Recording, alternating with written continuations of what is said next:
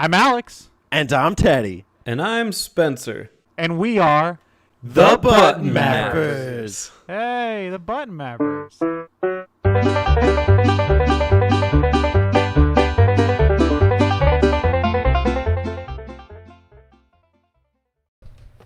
DK. Link Donkey and Kong. Zelda. DK. Link Donkey and Zelda Kong have Month 2. children. It's the second DK month. No, it is not. Wait, I thought it was Zelda month. Yeah, you're right. Oh, Hi. why did Alex say it was DK month? Because it's DK month too. You want it to be DK Oh. month 2. You want to play DK64. Don't lie to me. DK6 is better than Ocarina. Oh, Just leave. Go away. oof. Go away. Is he allowed to even chronicle this Zelda stuff if he just says something like that? Spencer, you're in charge. All right. Welcome to Zelda month. My name's Spencer. Here. Today, Hey, Spence. welcome to Zelda month. We're going to talk about the evolution of the Legend of Zelda franchise. And A franchise that we all love very much. Yeah. What? No, go ahead. Go ahead, Alex. I'm Alex, and I just want to tell you about how much I love Ocarina of Time. It's my favorite game of all time. I have a shrine dedicated to it, and I worship it every night before I go to bed. I put it on its pampers, and I give it a little tuck. And I'm Alex. And I'm Teddy. And I like Donkey Kong. 64. That's weird. Yeah. I put on Pampers myself, and then I go to bed with DK64. Somebody clip that.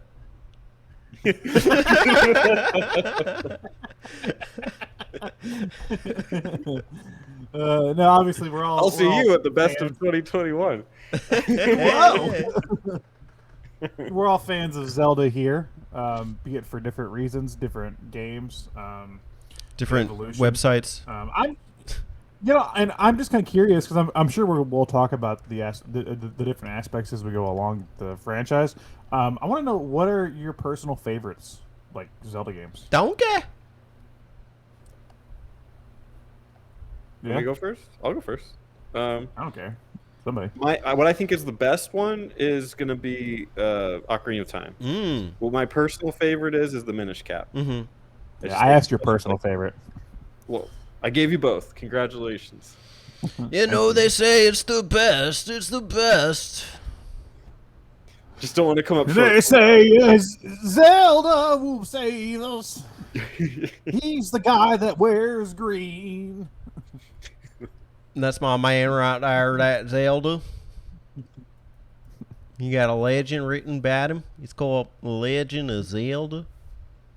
Alex, what's your, Teddy, what's your personal favorite? I was asking you. I beat you to it. Okay. That's a tough one. I like a lot of the Zelda games.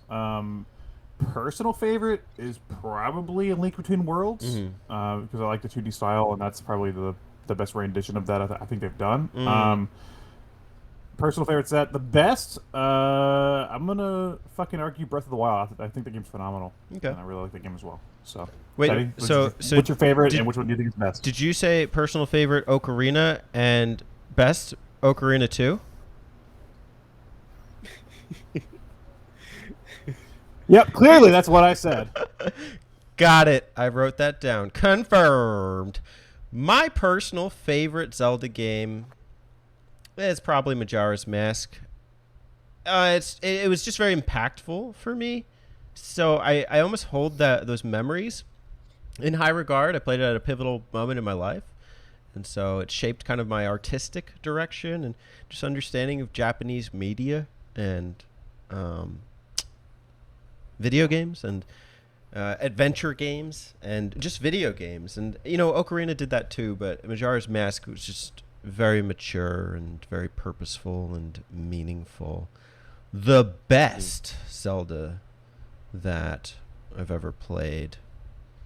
It's really hard to decide. I would like to wait to answer that, but because you guys gave answers.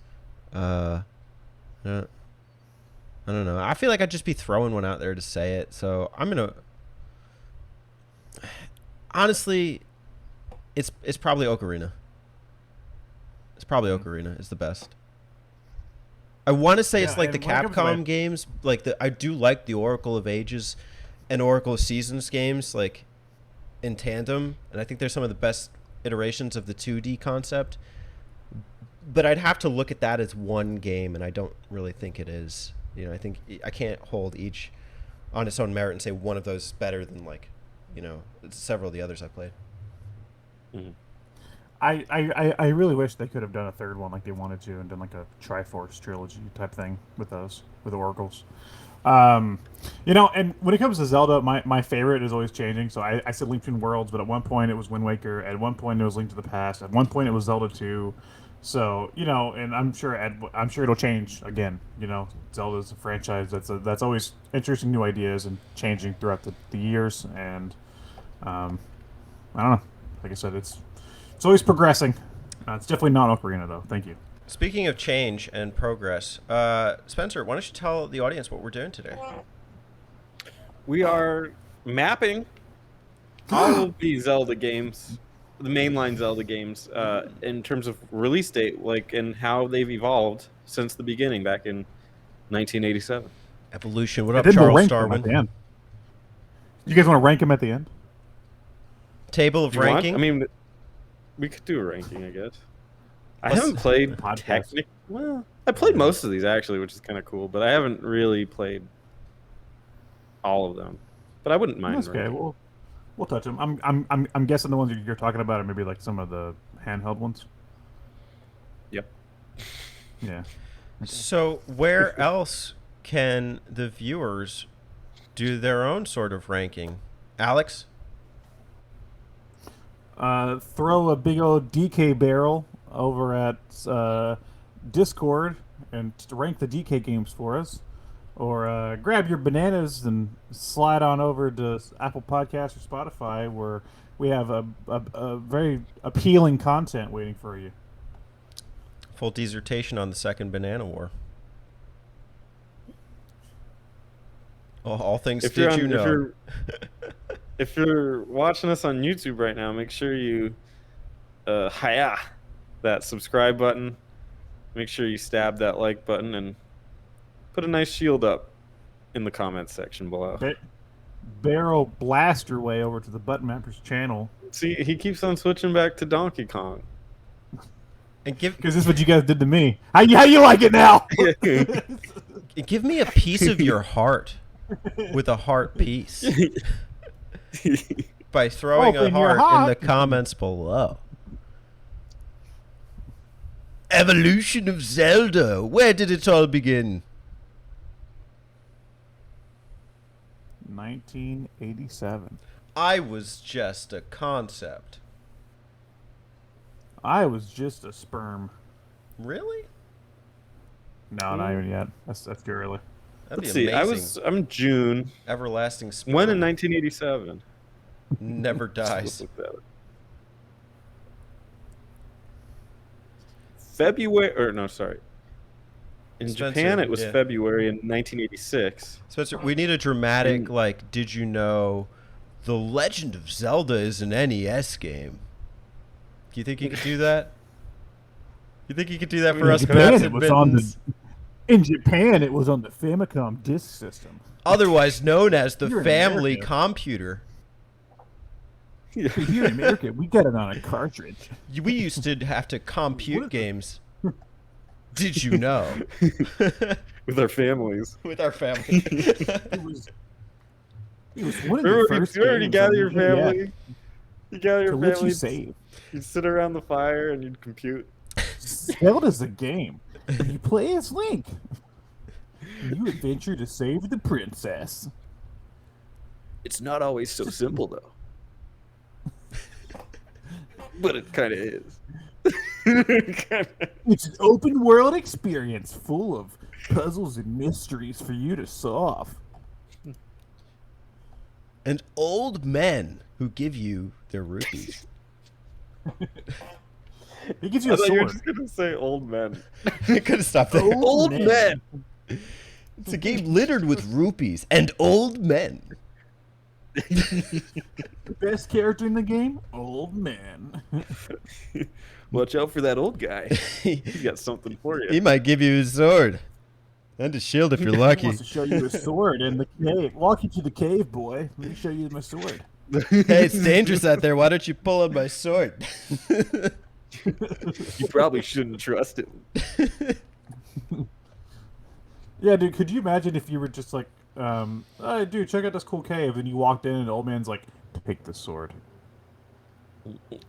What? Let me say. Give me that sword, old man. What? Well, I'll give you the sword, boy. What? Mom! Legend of Zelda, 1987. Boy, what a, it's a groundbreaking game. It's a game that really started like this whole genre of like adventuring. I say that, but there was like adventure on the Atari and stuff, but like still, this idea of being in this open world and kind of like having to find your own path and adventure and stuff, really started here. Boy, is it rough to go back to though. This is a guide game for sure. There's no way. Yeah, it's a game of its time. It embodies the idea of wanting to explore, which I guess is really part of all the Zeldas going forward, which I appreciate, and they keep that spirit. But the game is almost entirely exploration. I mean, there are dungeons and there are items to collect and everything, but And goofy little dragons. the thing you're gonna love get Little stuck Dragon. on is the exploration. Like you'll never go anywhere. You'll never know where to go, I should say, unless you just kind of walk around meandering and just poke at everything, or you have a guide. So, yeah. I've never wanted to dig into this game. I have. I played a little bit on the 3DS, and I got decently far, and I just realized, like, what's the point? Like, it's never gonna be at the heights of the Zeldas I've played, and like they just don't. It's the NES. Well, It just doesn't have the cool mechanics. So. Yeah. My problem with it is that like, I think to get the full experience while using a guide is impossible, because now it's like it's going game facts or whatever, and it's like here's what you do to a T, and it's like this isn't fun. Yeah. Yeah. Take some of the You know, magic it's out. like I want to. Yeah. Yeah, Like it's like I the- want to be able to, which is It's one of So, those like, experiences I wanna be that able to was figure it like out. a product of its era. I think where it's like people would like talk back and forth. Dude, what? Like, how do you get to the second dungeon? Like, where's the wall? Like, oh, did you see about the crazy wall? If you blow this up, it's like, and there you just really can't. You can do that, but you have to be of the same mindset, of the same time set as someone else, and it doesn't necessarily work that way. The other thing is, I think that there are other 2D Zelda games, 2D over-the-top exploration Zelda games, which have perfected this idea of exploring the overworld in more streamlined and accessible manners, but still making you conscious of the map and overworld and what your inventory is in ways that I think are better. And the games look more polished after this. This is rough.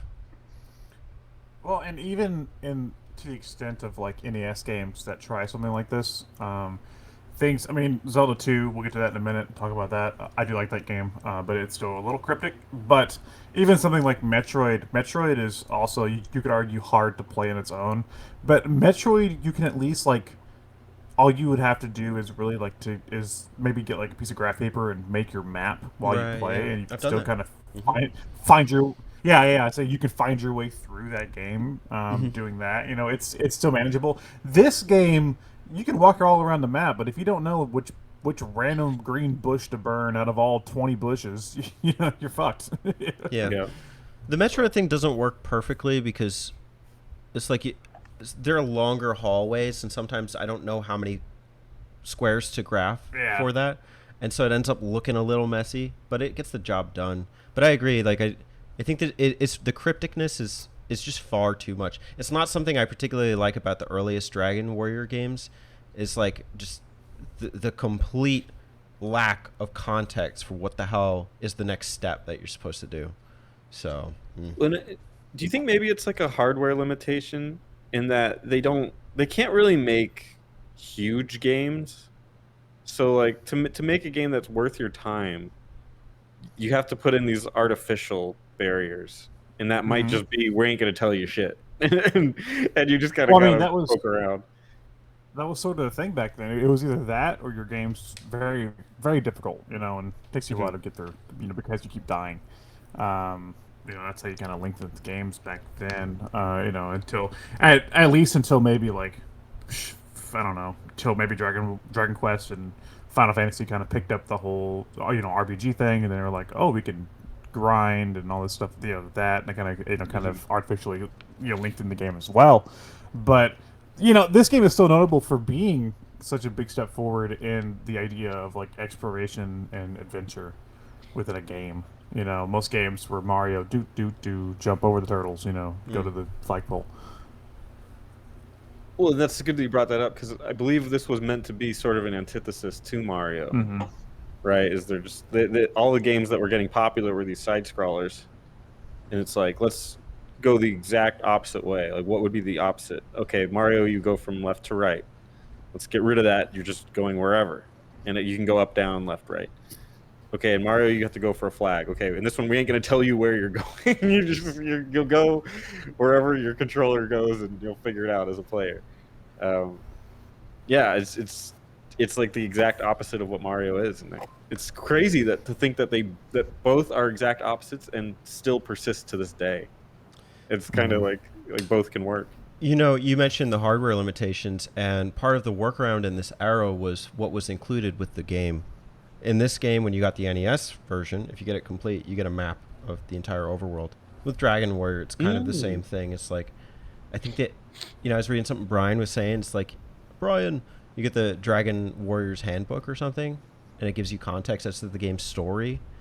And so, like, it's kind of a similar thing, I think. I don't, like, I can't experience it that way. I guess I could order, or I could view a PDF of, like, the Zelda map or whatever, and I could try it, and maybe that might be fun one day. But I'm almost like you. I think there are bigger and better experiences out there. I would love to tier list No, it's this. like the graphical limitations of the NES, I think, hurt this game and the original Metroid, because it's also hard to make distinct areas while also making a game this big. So even then, the original Zelda, I don't think the world is able to tell that much of a story while you're playing. So I think that kind of hurts it in the long run. But yeah, again, it was the limitations of the time of the console. So. If you say the visuals for Super Mario Bros, I think that's timeless. They look great no matter what. It will always be like a crisp looking game. If you tell me about the visuals for Zelda, I'd be like, that's fugly. Fucking ugly. I don't want to see that shit. Oh, I love it. I love it. My fucking Switch has Zelda 1 stickers and decals all over it, because I love the goofy looking characters, sprite designs, and everything. But you love that old man, don't you? Yeah, it's just the environments. The environments can't really change too much because they have to make so much of it. I mean, even in Mario 1, the clouds and the bushes are the same thing. So I think the Mario stuff is iconic. I think Zelda is also iconic, but less so.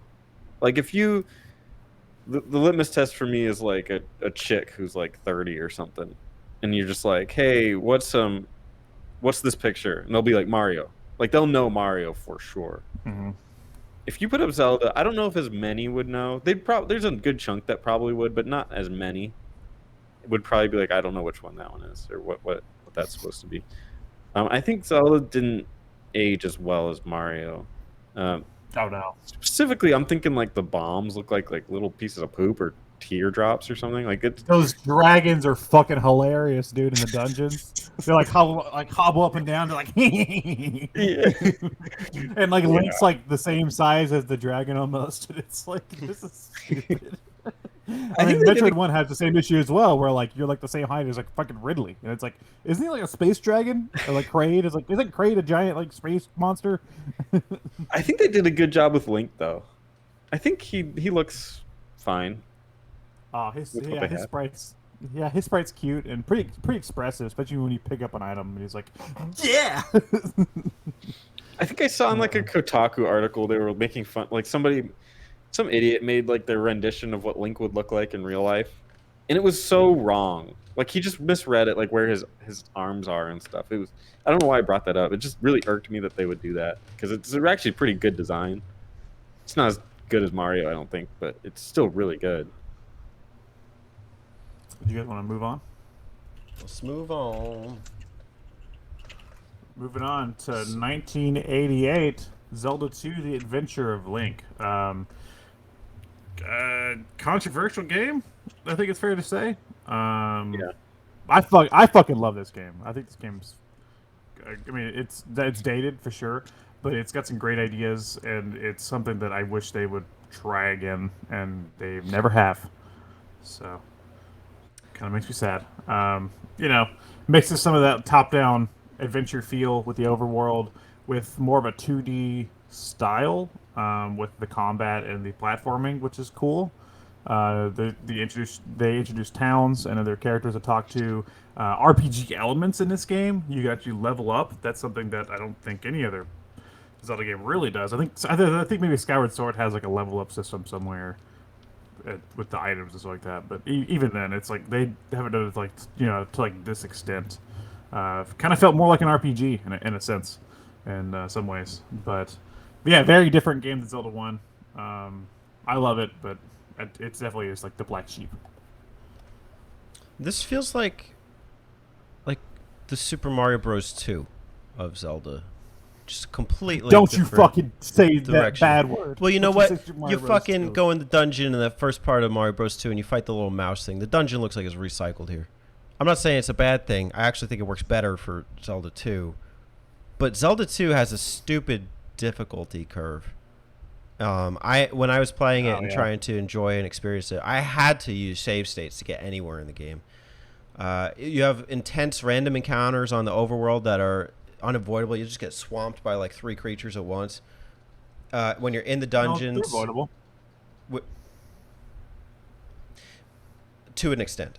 When you're in the dungeons, there'll be like enemies everywhere, just chucking stuff at you, and it is kind of difficult to get around that, and your life isn't that high, and you can game over pretty easily. And then also those bosses, it's just like such small corridors. I like the idea. I'm very intrigued by it, but I don't, in terms of just like access to the game, I think it's classic NES difficulty, which I don't particularly like. I think it's overkill.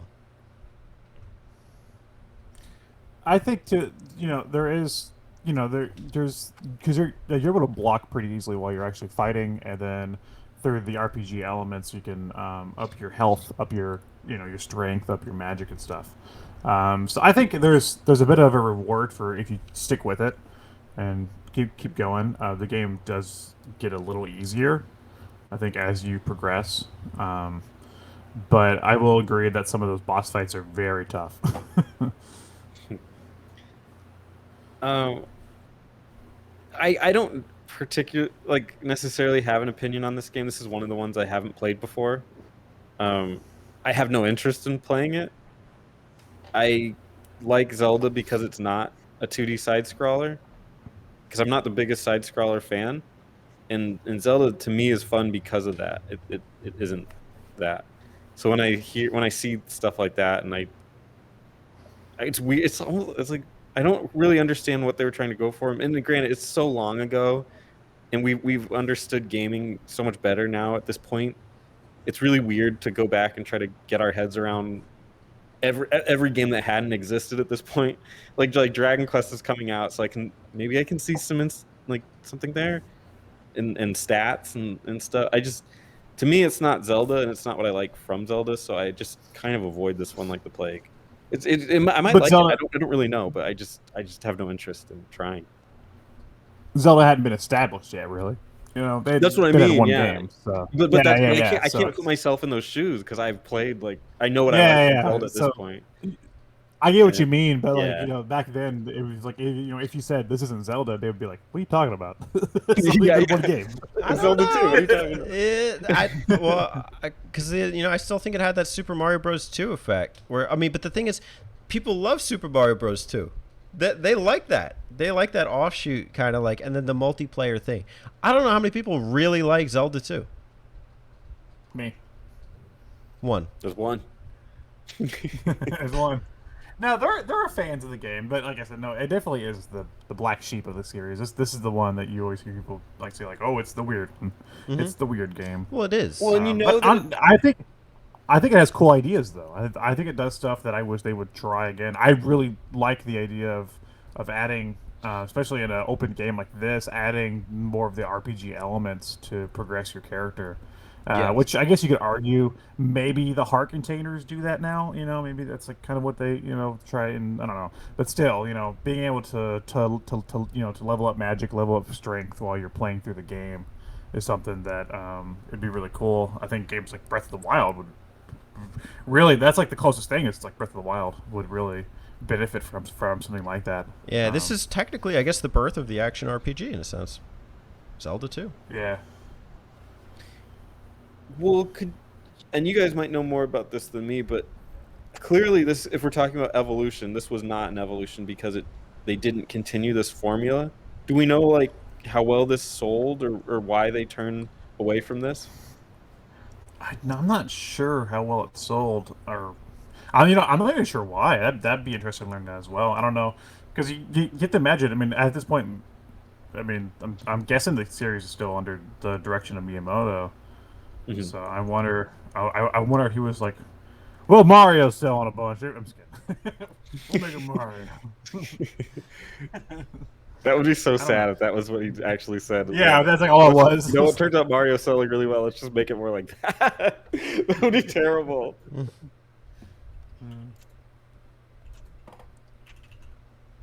Are we doing research or something? Yeah, I was trying to look it up. Okay. Total shipped 4.38 million.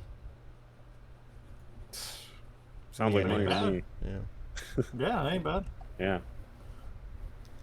It's not actually, but ironic, oddly, but it's not as much as the Legend of Zelda, which was 6.51 million. But that they hadn't caught up to that until Ocarina of Time. There are still some ideas from this game that carried over. The ideas of the temples and the ideas of the towns. This is the first time you have towns and places, little houses and inns and stuff you can stop into. There's Dark Link. This is the game that has Dark Link. Like that's a big thing, for the rest of the series. There's Dark Link's always referenced in other games and stuff. The Smash Bros. Down arrow, Yeah. down A attack. Yeah, down A, the sword. Yeah, that comes directly from this game. I am error. I am error. That's a big one, especially in Hyrule Warriors. A lot of errors. No, dude, no. He's in that game. Oh, okay. If you it's in the I guess it's in the Switch version now too. But if in the 3DS version originally, where they added Linkle, when you start that campaign, you start and she's talking to Error. She's talking to the guy that is I am Error, which is very very funny. That's awesome. Yeah. But there's just certain elements of this game that will carry over, but just the gameplay style itself was very different.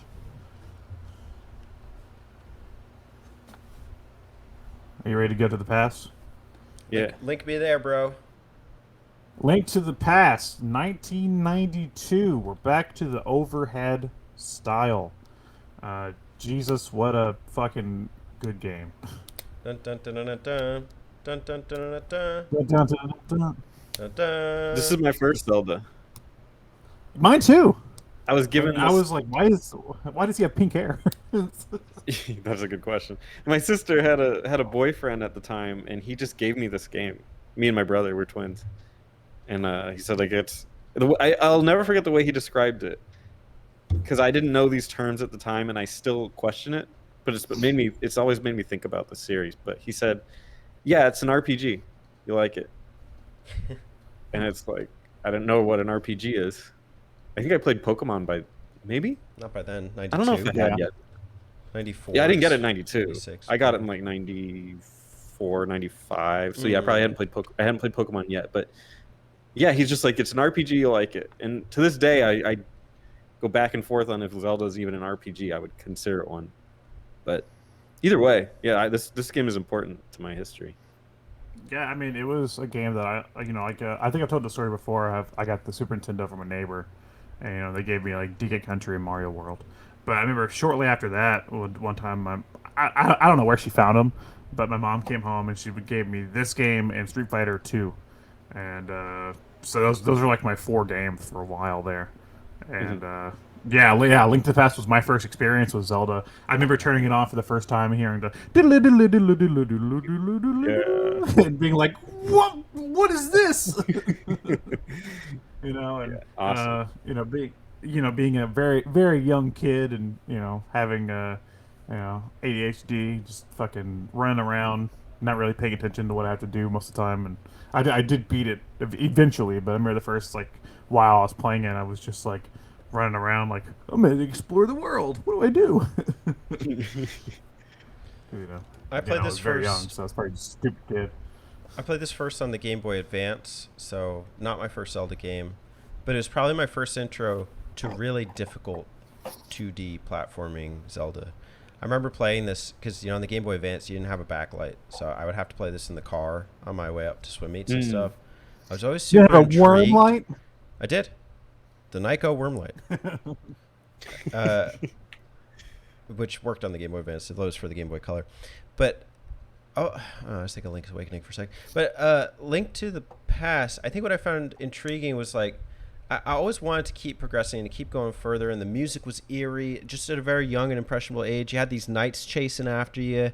I remember the rats in the basement giving me a hard time because you need the lantern, you need to set things on fire, and the rats are chasing after you. You get out, you get to Kakariko Village, and you think it's all calm and warm and welcoming, but no, you're a wanted man, and everyone's after you.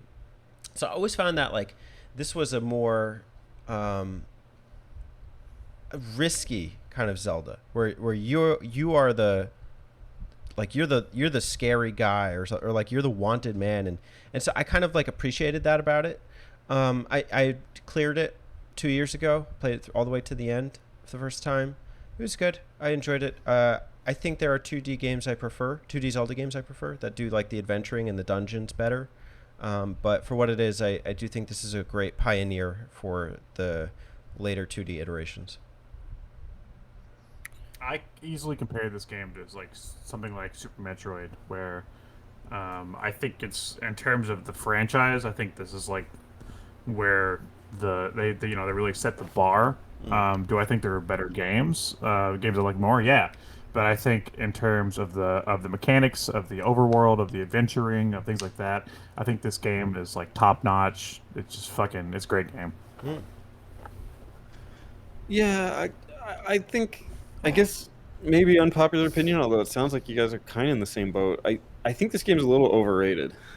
At the time as a kid, I loved it. I'll say that. So whatever it was doing then, it was succeeding.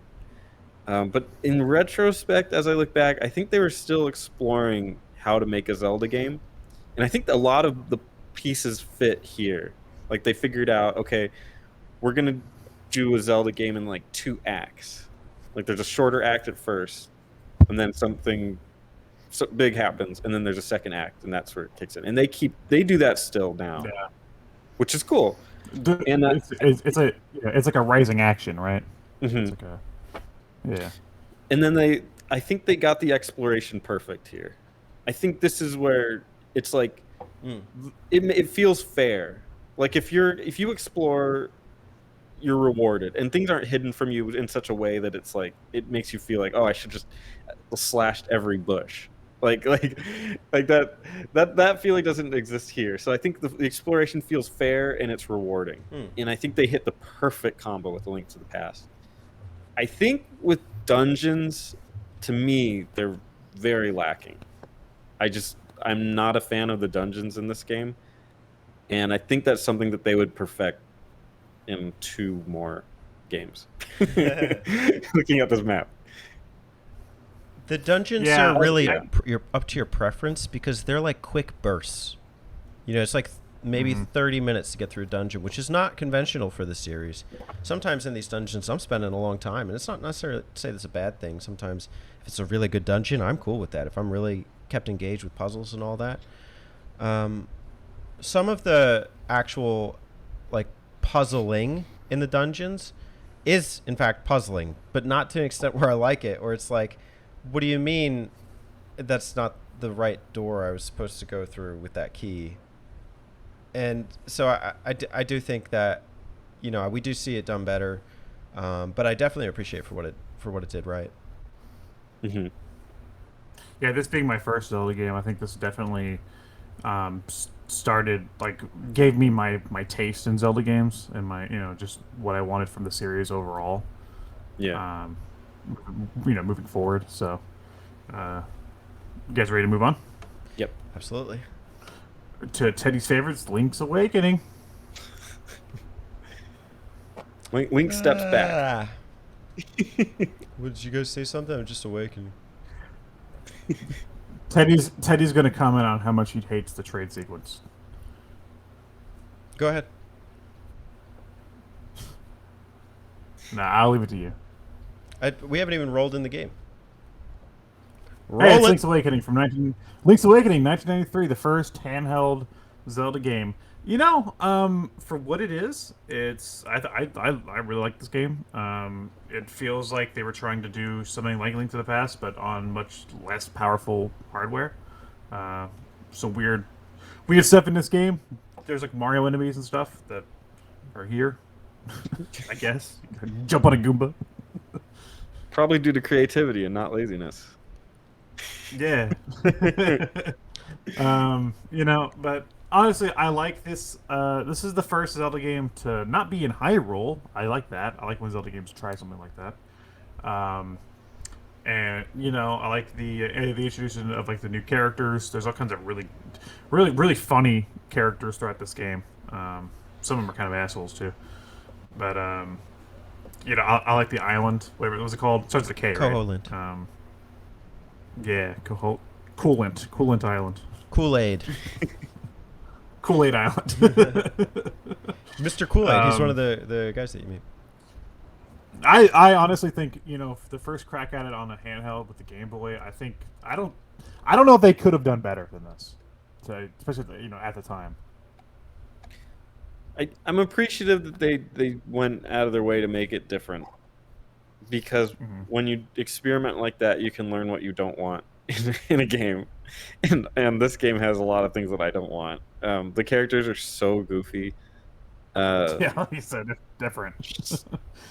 So goofy. Like, anyway, they tried it, and maybe somebody enjoyed it. Great. I do not.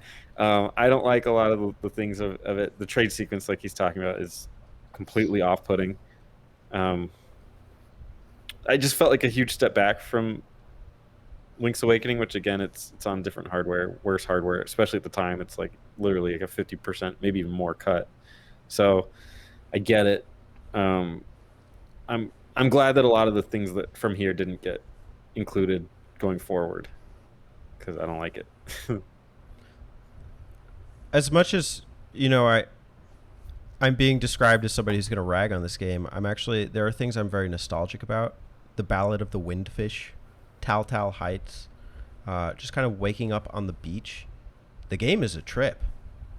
It's cool. Like, you don't really see this kind of like visionary narrative in a Zelda game, I don't think.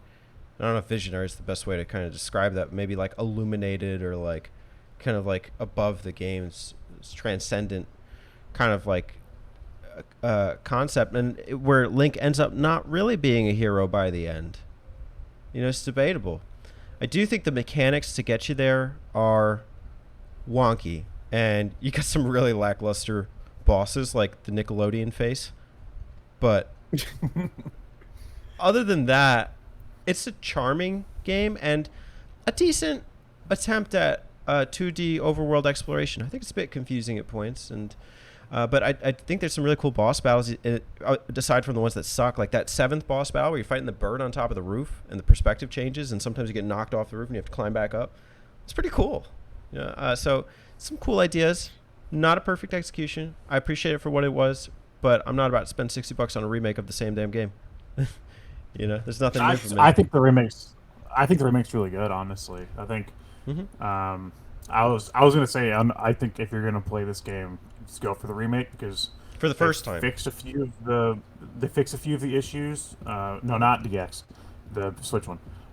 They fixed a few of the issues. They added a little bit, but overall, it's just playing on a Game Boy is probably not the preferred method, especially with with only one other button. So using items is kind of a pain in the ass in the original version. So that's something they fixed in the Switch version as well. But I think like I said, I think for their first crack at it on a handheld, I think this was a great attempt. I definitely played it, and I definitely liked it back in the day. And of all the games that I thought they would have remade, I didn't see this one coming, and I was kind of happy they did it. So you can also play it on your 3DS for $4. Ooh, or $5. that's not bad. That's one of them. Yeah, if you want to play the Game Boy version, yeah. Yeah. But it's got like a backlight and everything. That's cool. Yeah. No worm light on a 3DS though.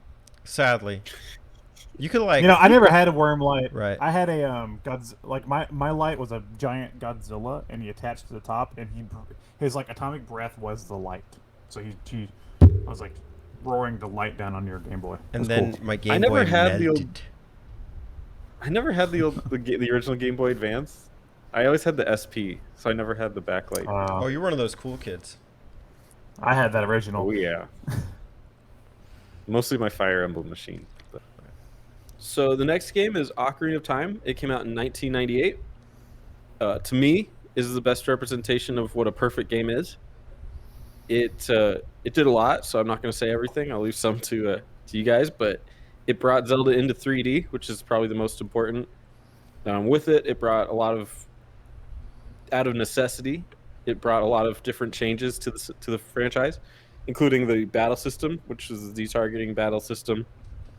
That, I mean, everybody uses some form of it today in 3D combat. So there's many other things, but I'll leave it to you guys. What do you guys think of Ocarina of Time? Alex? You can go ahead, Teddy. I have much less to say. All right. It's a very personal game to me. I'll put it that way. It was not only my first game, it was my introduction to video games. It was my introduction to Zelda.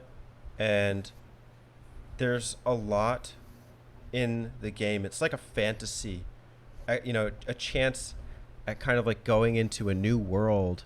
When I was like 6 years old, my impressionable brain was just so impacted by things like the Goron's plight, or the people of Kakariko who live under the mountain, or these concepts of like dark and light and the mystic water, and you really do feel the sense of heroism and importance. And to me, Ocarina made me feel that way.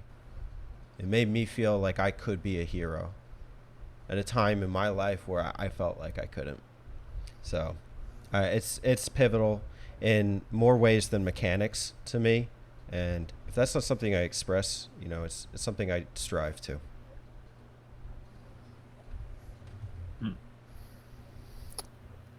I come from the opposite spectrum. I didn't play this game when it came out. I didn't play this game when I had an N64. I played it years later. And I'm I'll go ahead and say I think this game's fine. I've played it a couple times on 64, on 3DS. I'm not a fan of 3D Zelda. And this is the poster boy of 3D Zelda. So this is the one that's easiest for me to pick on. I think as a game, it's perfectly fine. Like I said, I've had fun playing through it. But growing up playing, A Link to the Past and enjoying 2D Zelda more, there's certain aspects of 3D Zelda that this game starts that I don't like, and I think it's the easiest for me to pick on Ocarina of Time. Um, but I can't argue the impact it had, obviously, on the gaming industry and on people. I just it's just not it's just not a game that I have any deep nostalgia for, and it's a game that yeah, it's fine, it's okay. What are some of those things that it brought that you didn't like? I find, and there's cases for each side of this, but I find with 3D Zelda, they tend to try to focus more on storytelling, which I don't think is Zelda's strong suit. Um, and I feel like the adventure elements are less. Yeah, there is some adventure elements still left, within the game, but for the most part, it's pretty on rails. And this game does it. I think a lot of the other 3D games do it, especially when we get to like the later 3D games, especially fucking Twilight Princess and Skyward Sword. Really hold your hand. And that's something I don't really appreciate with these 3D Zelda games. I want a little more adventure. I think that's why Breath of the Wild was such a big deal for me. We'll get to that when we get to it. But yeah, this just kind of felt like its own Zelda game. And honestly, I think this is where like the base splits. I think honestly, the people that like Zelda from the old, from the 2D era, I feel like they have different tastes than the people that like Zelda from the 3D era. I don't know. I don't know if I agree with that. I mean, I Do you? agree with you on the story one. I definitely agree with you there. I think Zelda is pretty weak in story. Although I think Ocarina of Time, the story is pretty. And this is coming, granted, from an RPG fan. So when I think of stories in video games, I'm thinking like Final You're like Fantasy 70 hours. Yeah. So I guess my opinion on stories is probably different than yours. But I think the story in Ocarina is a little muted, and I think that's good because it's not really that complicated. I think I agree that as they went forward, like Twilight Princess is like somebody's dark fantasy, and I don't even know what Skyward Sword is, so I haven't played it, so I can't really talk to it. But as far as the tutorials go, you're absolutely right. What is Twilight Princess? I think it had like a 3-hour tutorial. Oh so, my god, the opening of that game takes so long. I don't know, and I don't know why that's specific to 3D. Maybe because they feel the need to add more systems to it, that they decided that, well, we better add more tutorials then. I don't know what that is, but I think Ocarina of Time. One thing that I really appreciated with Ocarina of Time, in one way that I distinguish it from A Link to the Past, in that it's an evolution, is that to me the dungeons actually felt like they were pieces of the world, like they were living, breathing parts, instead of in A Link to the Past, it's just like find the keys. Yeah, no, I can see that.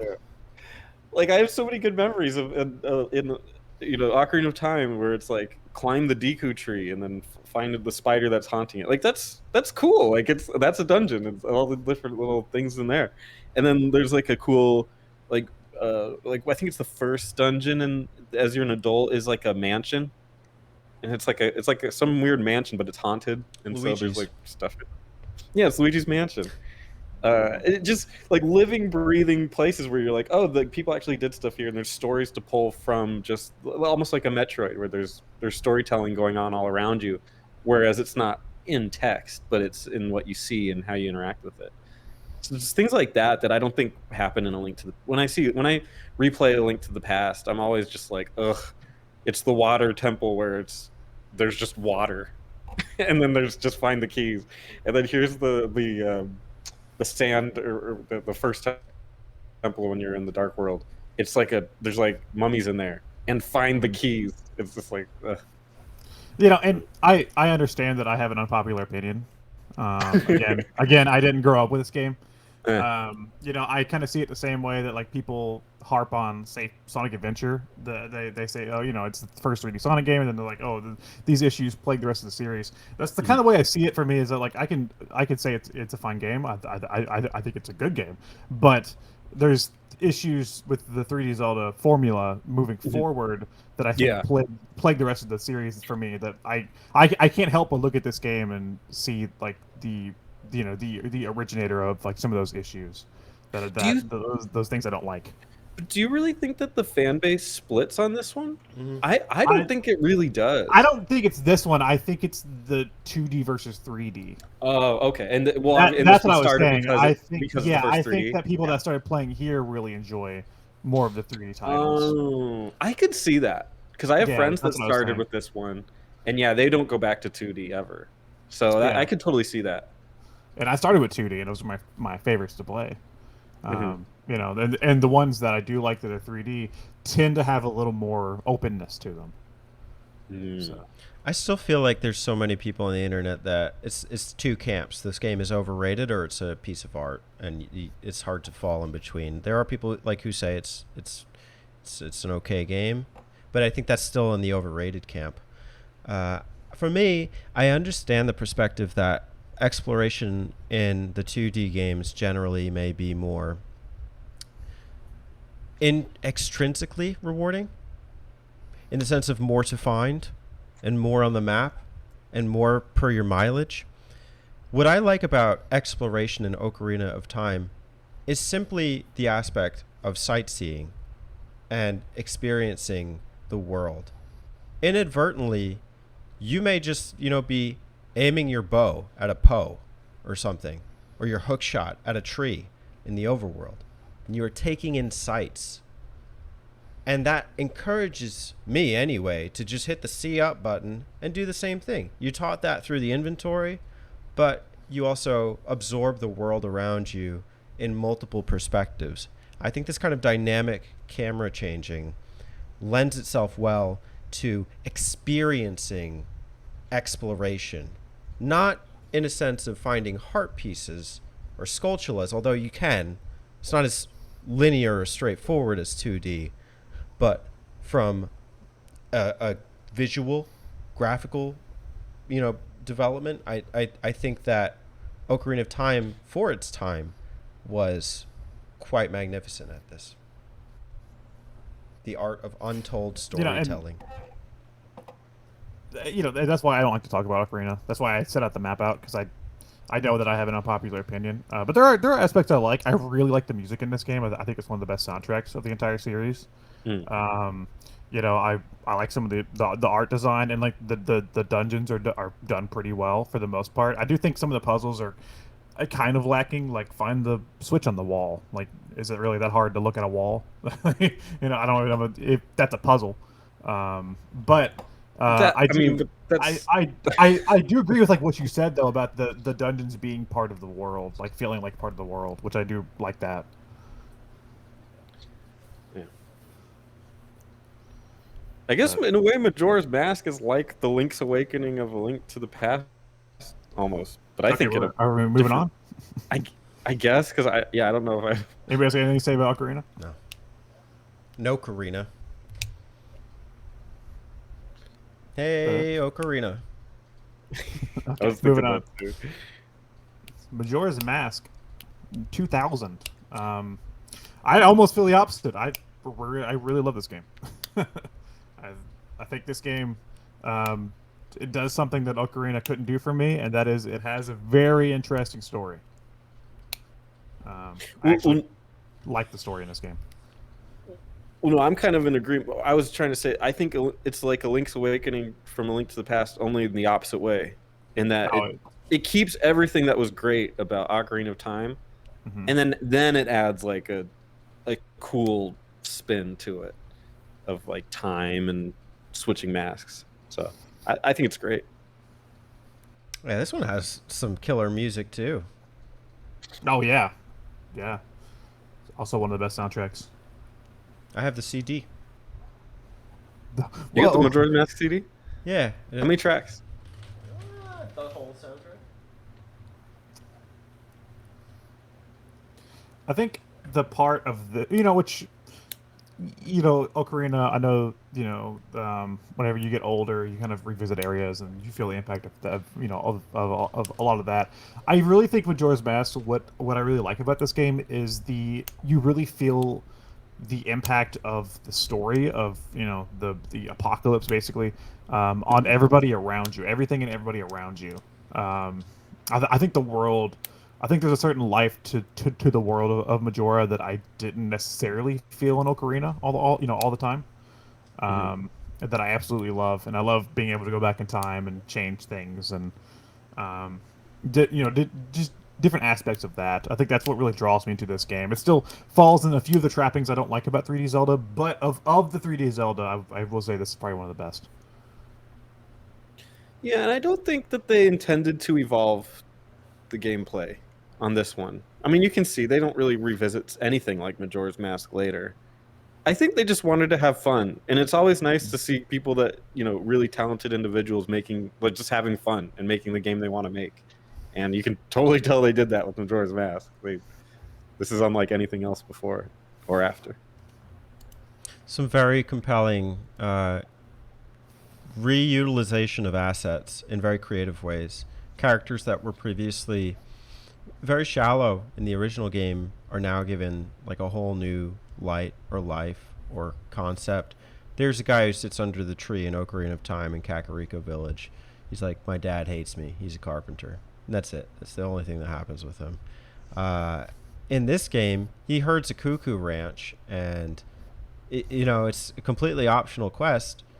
But he's sad that his cuckoos won't hatch before the moon crashes, and you get the opportunity to bring that satisfaction to him, and he rewards you with a mask that actually really affects your experience in the game. And that's just one of like 30 masks.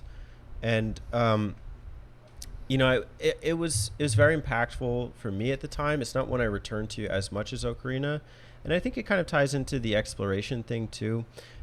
I do like the way that everything works. The dungeons are very creative, some very challenging bosses, and some very awesome environments, like the Poison Swamp, Snowhead Mountain, Termina Bay, and the combination of the eerie effects and all these cool subplots and a grand plot. The only thing that sucks is when you have to reset time and you don't get to see the effect of your changes on these people. You lose that. And it's part of the tragedy of the game. It's just a painful thing to have to experience and to see while you're playing through it. I think that's why I like it. Yeah. I'm fucked up. Me too. Pretty fucked. I like games about fucked up scenarios and the doom and gloom. Mm-hmm. So I think, and honestly, like I still have issues with the fact that it is more linear. An aspect I don't like, but I do think with the exploration of the characters and exploration of the situation, I think it kind of pun intended, it masks it for me, and it kind of distracts it kind of distracts me, because I kind of feel I feel more willing to explore the characters and and explore the world. So no, I think it's a great game. Without it, you wouldn't have me. Majority. But that's you. Hey, that's me. Majority.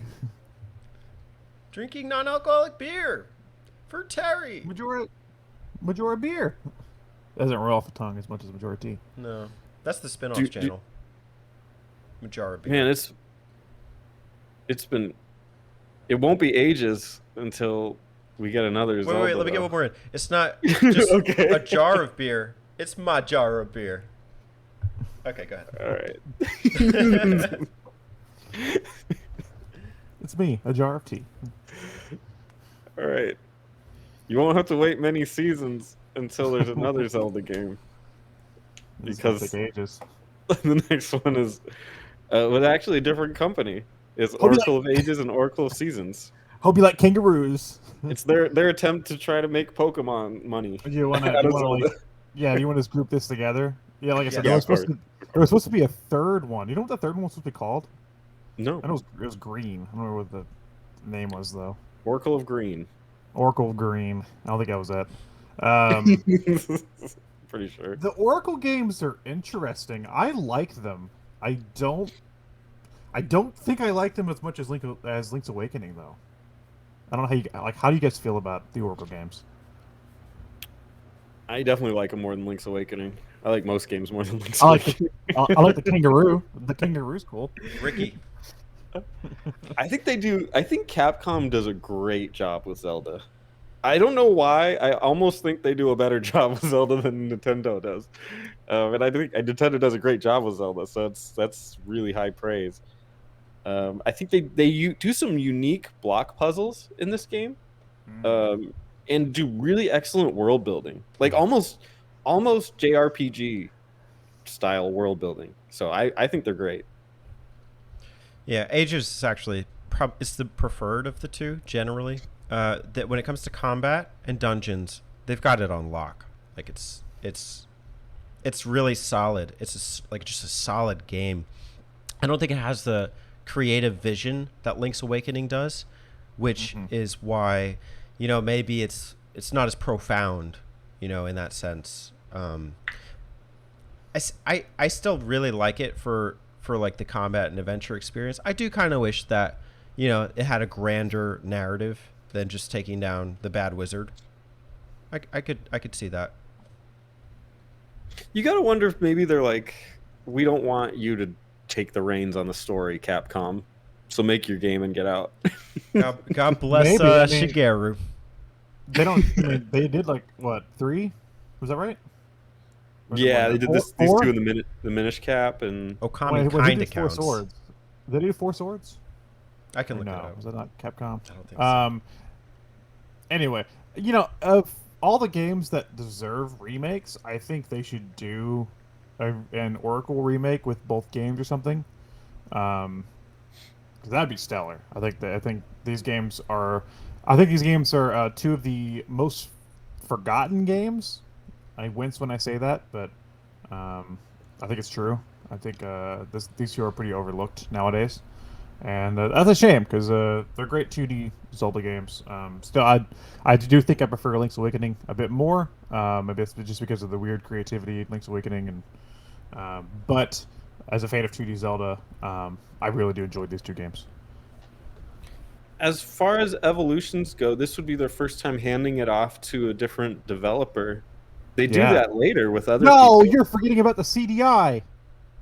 Yeah, this is the first time that never happened. So this is their first chance giving an actual game to other developers.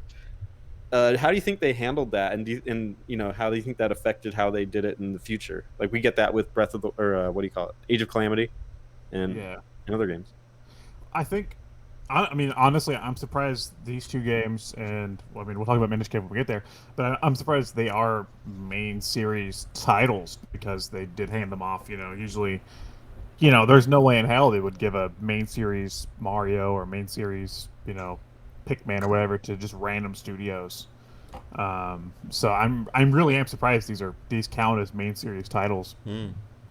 By Capcom, but Yeah. Capcom did pretty fucking well. I think they understand what makes 2D Zelda fun, and these are games. Both these games are games that I'm like, they aren't the best. They aren't ever going to be the best, but they're like, they're good. It's just like, if I need my 2D Zelda fix, I'd pick them up, Oh yeah, give them a go. they're solid. Yeah. Like Solid Snake, the next entry in the Legend of Zelda series. Metal Gear Solid. Solid.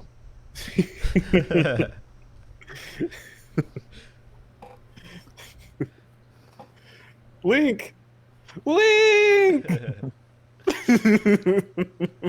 Instead of Mei Ling, it's Mei Link. That'd be good. Yeah. Do we talk about Four Swords or do we ignore that? Dude, I would love to just like superimpose Ocarina Ganondorf over Ocelot. That'd be badass. I'm like having spinning the guns. Dude, could you imagine fighting a shirtless Ganondorf on top of Metal Gear, right? Like punching him as Link. I think that's what we need to do instead of talking about four. I got nothing to say about Four Swords. It's neat. Definitely. It's not a main line, so we could theoretically skip it. If It's you want. no. It is. It's in the timeline. That doesn't mean main line though. I Yeah, think Nintendo means, which again, on the game talk, I've already talked about how I think the timeline is fucking stupid. So I really don't know why I'm using that as my basis for the argument. But I mean, it technically is. if you would like to talk about Four Swords, go for it. I have nothing to say. They're four swords. I don't know. Daddy, you got anything? No, for more on Four Swords, just check out the Game Talk. Damon did a good. No, bit that's on four it. swords. That's four swords. Well, Adventure. shit. Check out Master. You did a good retrospective on it.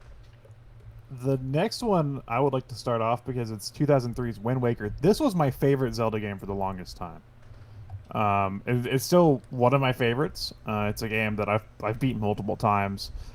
This game almost got there for me. This game almost married the ideas of 2D and 3D Zelda together because it is such even if it does hold your hand and still tells you where to go, something I don't like, it still has the sense of adventure and exploration with the boats and the open sea. I love exploring the islands that are optional.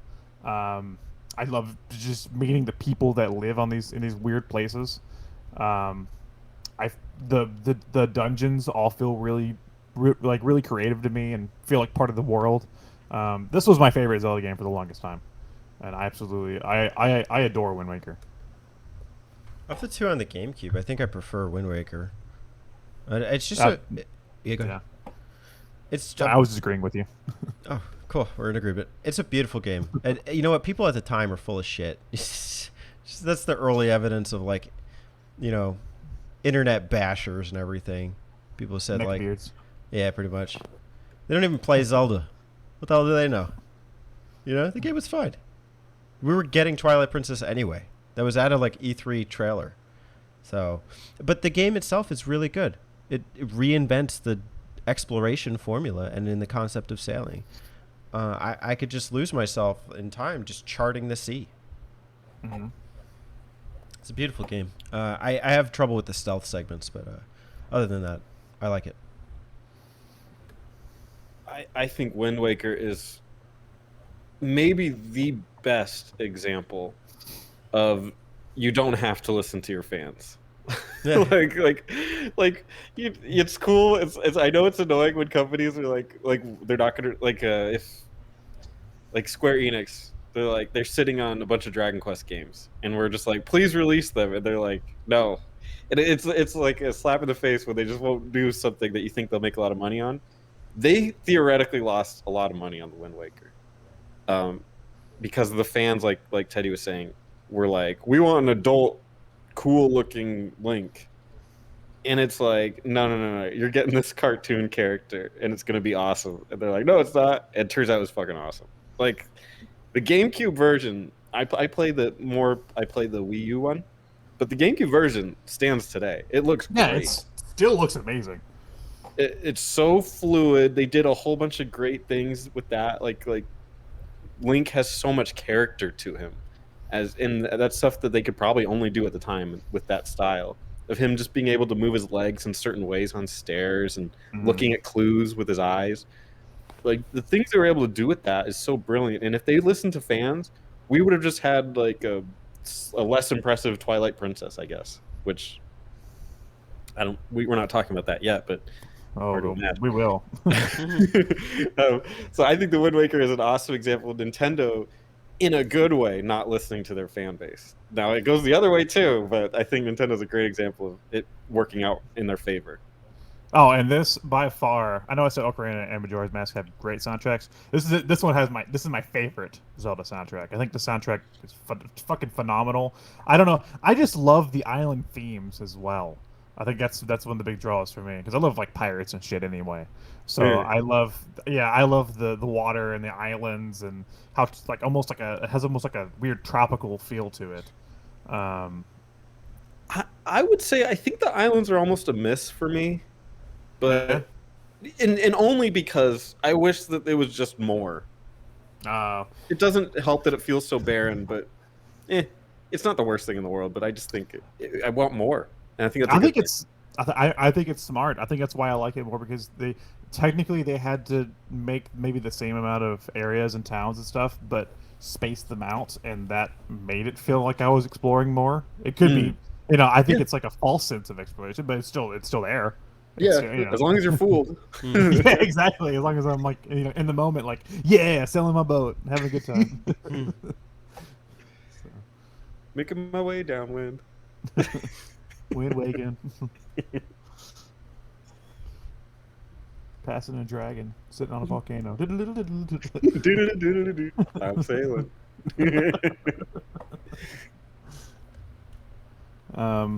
Teddy, any other thoughts about Wind Waker? God, does that boat freak me out? Oh yeah, the book talks, doesn't it? I Red forgot. Lions, yeah, he's like, "What's up, Link?" Like every time he talks, his mouth is so exaggerated. He's like, Link sees him, his dramatic fallback.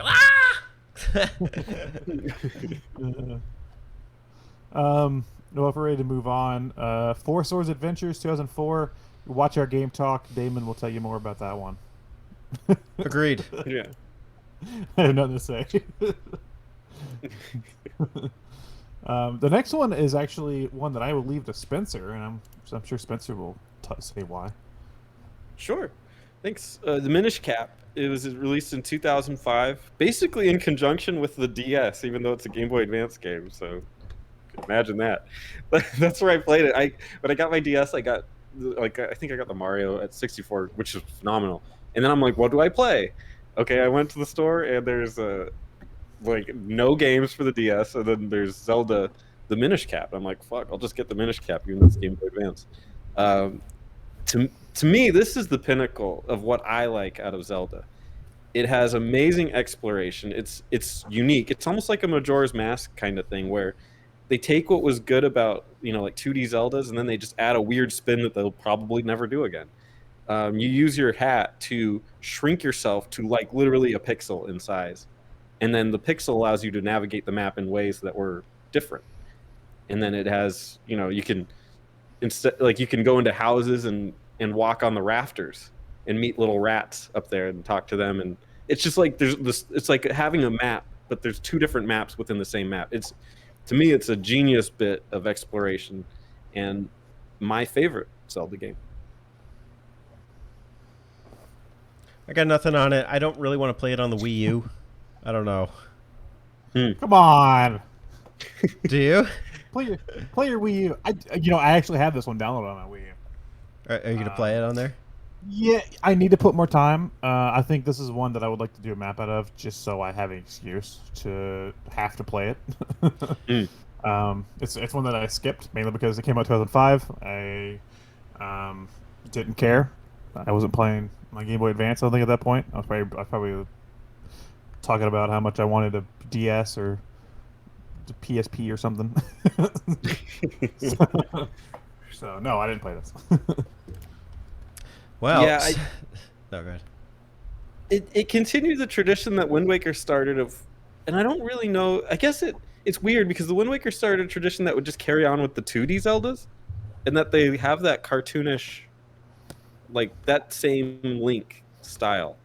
Yeah. And they all just kind of kept it, and I like that style a lot, and it's Which is- kind of been the 2D style ever since. It's strange though because this game and the Four Swords games aren't related to Wind Waker, but then the DS games are directly related to Wind Waker. So Yeah. and those use the same exact style. So it's kind of confusing, like where the sequels to Wind Waker are.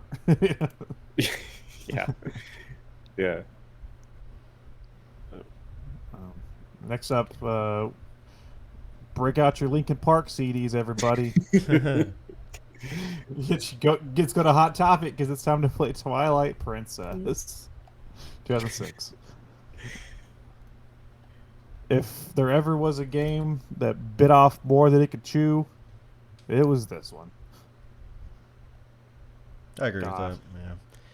Twilight Princess was conceived around the idea of, well, I think initially like just bringing Link to the new hardware from the Ocarina era.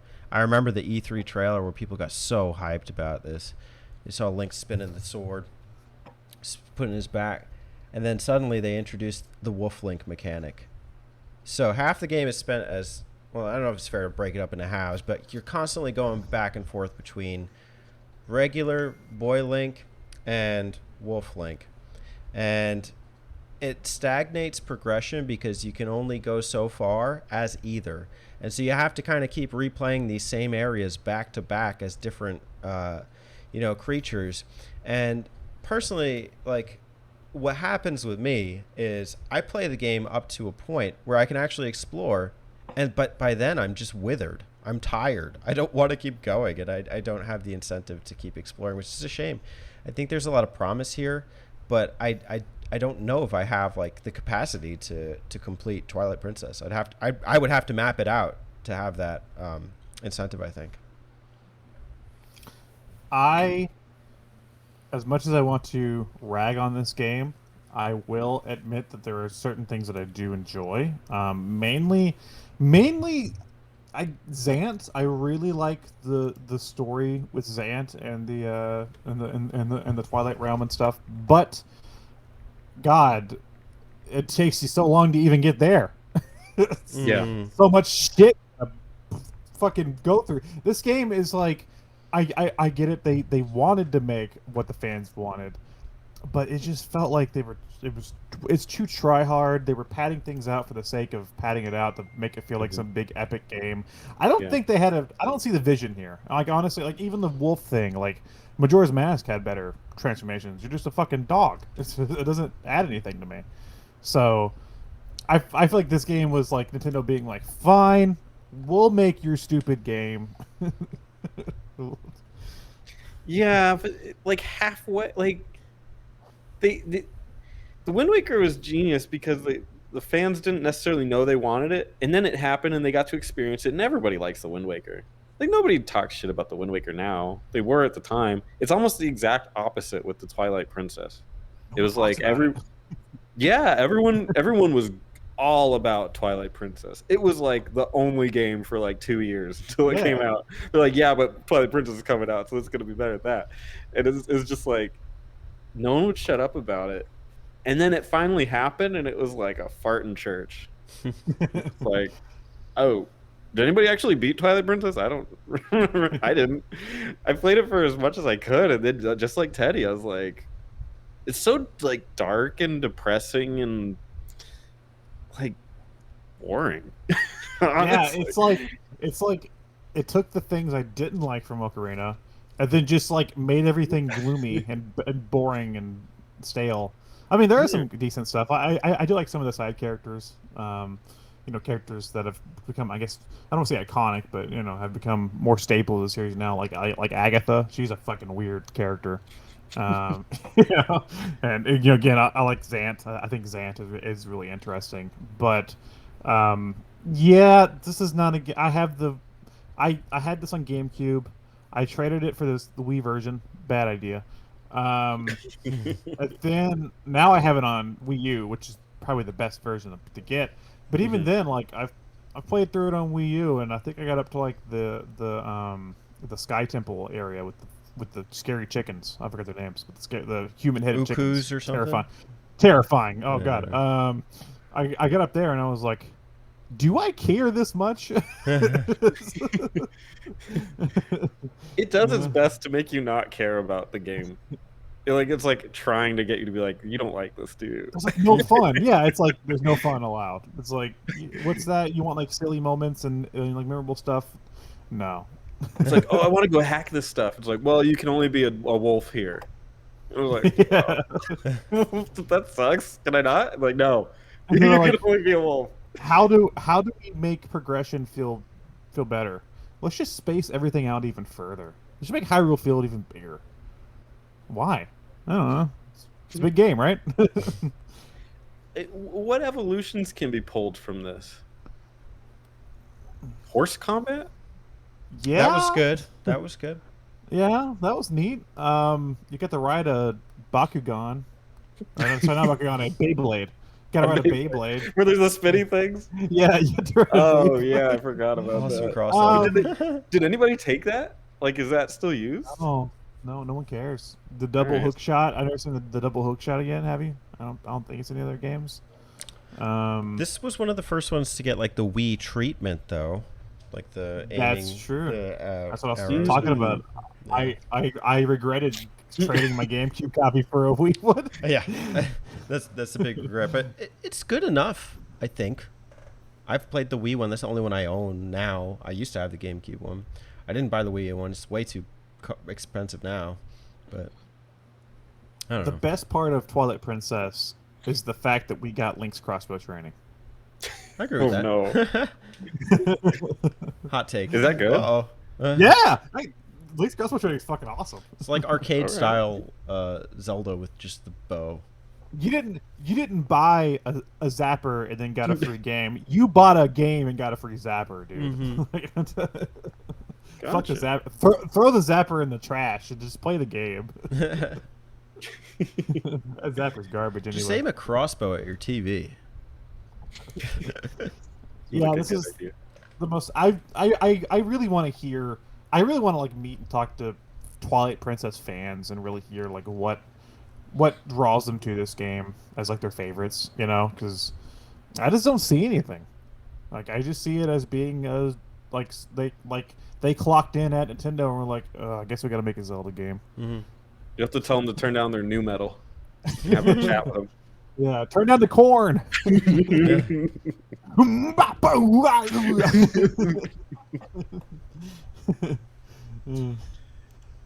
Freak on a leash. He becomes a dog. I see what they're doing. Yeah. They knew their audience. Next up, we got Phantom Hourglass 2007. This one. Okay, so when I got my DS, I got it with a handful of games, including Pokemon Pearl, Sonic Rush, and this one. That's a good combo. Yeah. Also got like a Pirates of the Caribbean game, but you know, whatever. It's 2007 or whatever. Yeah. I think the third movie is coming out. But yeah, no, it was a good combo of games. I played all three of those games to fucking death, and you know, Phantom Hourglass would be one of my favorites if the control method wasn't stupid. Yeah. Because it's a direct sequel to Wind Waker, a game that I love. I really like the characters. I love Linebeck, the little guy that sells with you and stuff. He's hilarious. He's an asshole. I think the game's really good. Like he's got good dungeon design. I think the thing is though is that at the time it's like, oh, the touchscreen's so neat. Now it's like, I don't want to do that. I don't want to play with the touchscreen. I want to use my buttons. Yeah. Like every time I have to pull the DS stylus out of the DS, I'm just like, fine. Zelda was Yeah. not meant for the DS. Note to Nintendo. If anytime they have to use your system and they have to say fine, it's probably not a good system. Well, but it was exciting back then in 2007. It was like, yeah, stylus, and you get to do. But now it's like if I'm playing a game and I have to pull the stylus out, I'm like, okay. All right. Well, for me, it was never good. And for me, any and I'm an old man, so maybe this is part of that. But any derailment from a traditional controller is like a zero net for me. Like I will not do it. And I would love to play these games if they were a standard Zelda game. Oh my god, that's my dream is that they would redo this one and the next one as like remakes or something. Yeah. So Are we I on don't the got next nothing one? to say. Because I got nothing on Phantom Hourglass. Well, I do want to say Phantom Hourglass was also kind of impressive to me because it's the first game of the DS. Even though it was top down, it felt like a 3D Zelda game in a sense. Yeah. On a Well, because handheld. of that genius decision to go with that the Yeah. water shell shaded style. And and it looks very simple, so they were able to do cool stuff with the camera angles. So I remember seeing trailers for this game before it came out and being like, "Oh, that's on a handheld." How was this? Oh. How was the sailing? Yeah, it's all right. You know what? That's actually one of the few things about the game that I liked with the touchscreen because you just kind of draw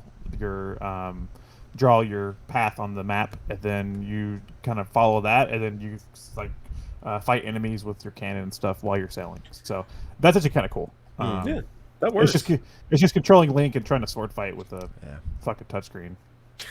Like, might as well just let me just let me sword fight with the stylus itself instead of having to draw on a screen. Next up, we have Spirit Tracks 2009. More like Spirit Trash. Okay. And then we have okay, just kidding. Does anybody have anything to say about Spirit Tracks? Yeah, it's garbage. Everything you said about the combat and Phantom Hourglass applies to Spirit Tracks, except the fucking train. You control the train, but you're not really doing anything. You just pick its speed, and you can go choo choo, and you can also like fire a cannon to hit things at times. I mean, it's cool, like as far as looking around, but you don't really get to explore these environments. You have to hold the stylus at a certain angle on the DS to control where Link is walking. It's very wonky. There's a part it uses the microphone in the DS for like the flute, and you have to play the flute in a certain way. Oh my god. So I remember sitting there a whole time, and then they just correct you. No, you need to do it again. It's you're just stuck in this awful flute sequence. Spirit Tracks, garbage. Avoid like the plague, unless you can sell it for a good price. And hey, get some. I don't even know the story of this game. If this is anybody's favorite Zelda, please step forward because I would like to talk to you. Because I don't think anybody gives a shit about Spirit Tracks. Zelda's dead in this one. It's my favorite game. Her ghost follows you around. Oh yeah, I remember that because I didn't play this one when it came out. I thought it looked stupid. But I did watch. I used to go on the Wii and watch the Nintendo channel a lot, where they post trailers and behind the scenes stuff. I remember seeing that. It was like a big deal. It was like Zelda will possess the phantoms and become your partner and stuff. And I was like, that's a thing. Why is he in a train? Your intuition was right. It does. Yeah, it's stupid. That was my biggest question. I was like, why is he in a train? I'm not playing that. I don't want trains go like one way on a rail. I don't want to. That's literally on rails. Yeah, that's true. The game is literally on rails. Next up, we have one that's a big topic right now. 2011's Skyward Sword. Da-na-na, da-na, da-na, da-na-na, da-na. This one was like, it was, I don't know, it kind of just went over my head. I didn't even hear about it at the time. I played it. I played and finished it. Gamer at this time. Years later. Yeah, no, I think I wasn't like into gaming news and stuff, but I'd have thought I knew of a new Zelda. I think it ended up being underwhelming for a lot of people, but that's partly what drew it to me. Is because, I wanted to give it a fair chance. Granted, Fee, the Navi system, she's god-awful. And, you do have to deal with an hour of tutorial. And Skyloft, piloting with the bird is a poor man's excuse for the island exploration in Wind Waker. But when you get to the actual dungeons, it's pretty damn good. There's some pretty epic boss fights that use Wii Motion Plus in a decent way. I do think that some of the exploration uses Motion Plus in stupid ways. There's a part where you have to like flick it while you're just going through the water. A swimming section with motion controls where you're racing a beaver. And you have to go through hula hoops. And it's like, it's a necessary part of the story. I'm like, oh my God, that's awful. I hope it's better on the Switch. I haven't tried it yet. I do own it. When the time is right, I will. I think this game is visually striking. And I also, while I played it, I liked the personality given to some of the characters, like Zelda herself. I think that's one of the strongest points in this game is actually the characters. But I haven't played it since the Wii. I wasn't that impressed with it overall. I didn't like the motion controls, so I'm hesitant to pick up the Switch version because I don't know how well those controls are going to be mapped to button. Maybe Teddy can tell me that, and I'll decide my purchase based on that. But I don't know how well those are going to work with button controls. But there are aspects I liked. There's actually a funny story tied to this game. So back in high school, me and Damon would goof around a lot. And one time Damon asked me to draw, because I would always draw something stupid during class, and he asked me to draw what my spirit animal was. So I drew this like weird monster bird, and he's like, "What is that?" And I go, "Oh, it's a Larfleck." He's like, "What?" It's like it's a Larfleck, level 9. And he was like, what are you talking about? It was just this dumb joke we had. And then this game came out, and we started playing it together one time, and we noticed there were birds, so we started calling them Larflacks. And now whenever him and I talk about this game, we don't remember what the hell the birds are actually called. We call them larflax, and we don't know what they're actually called. We're just like, yeah, the larflax. I'm like, yeah, they're not actually called larflax. I was like, oh yeah, they're not larflax.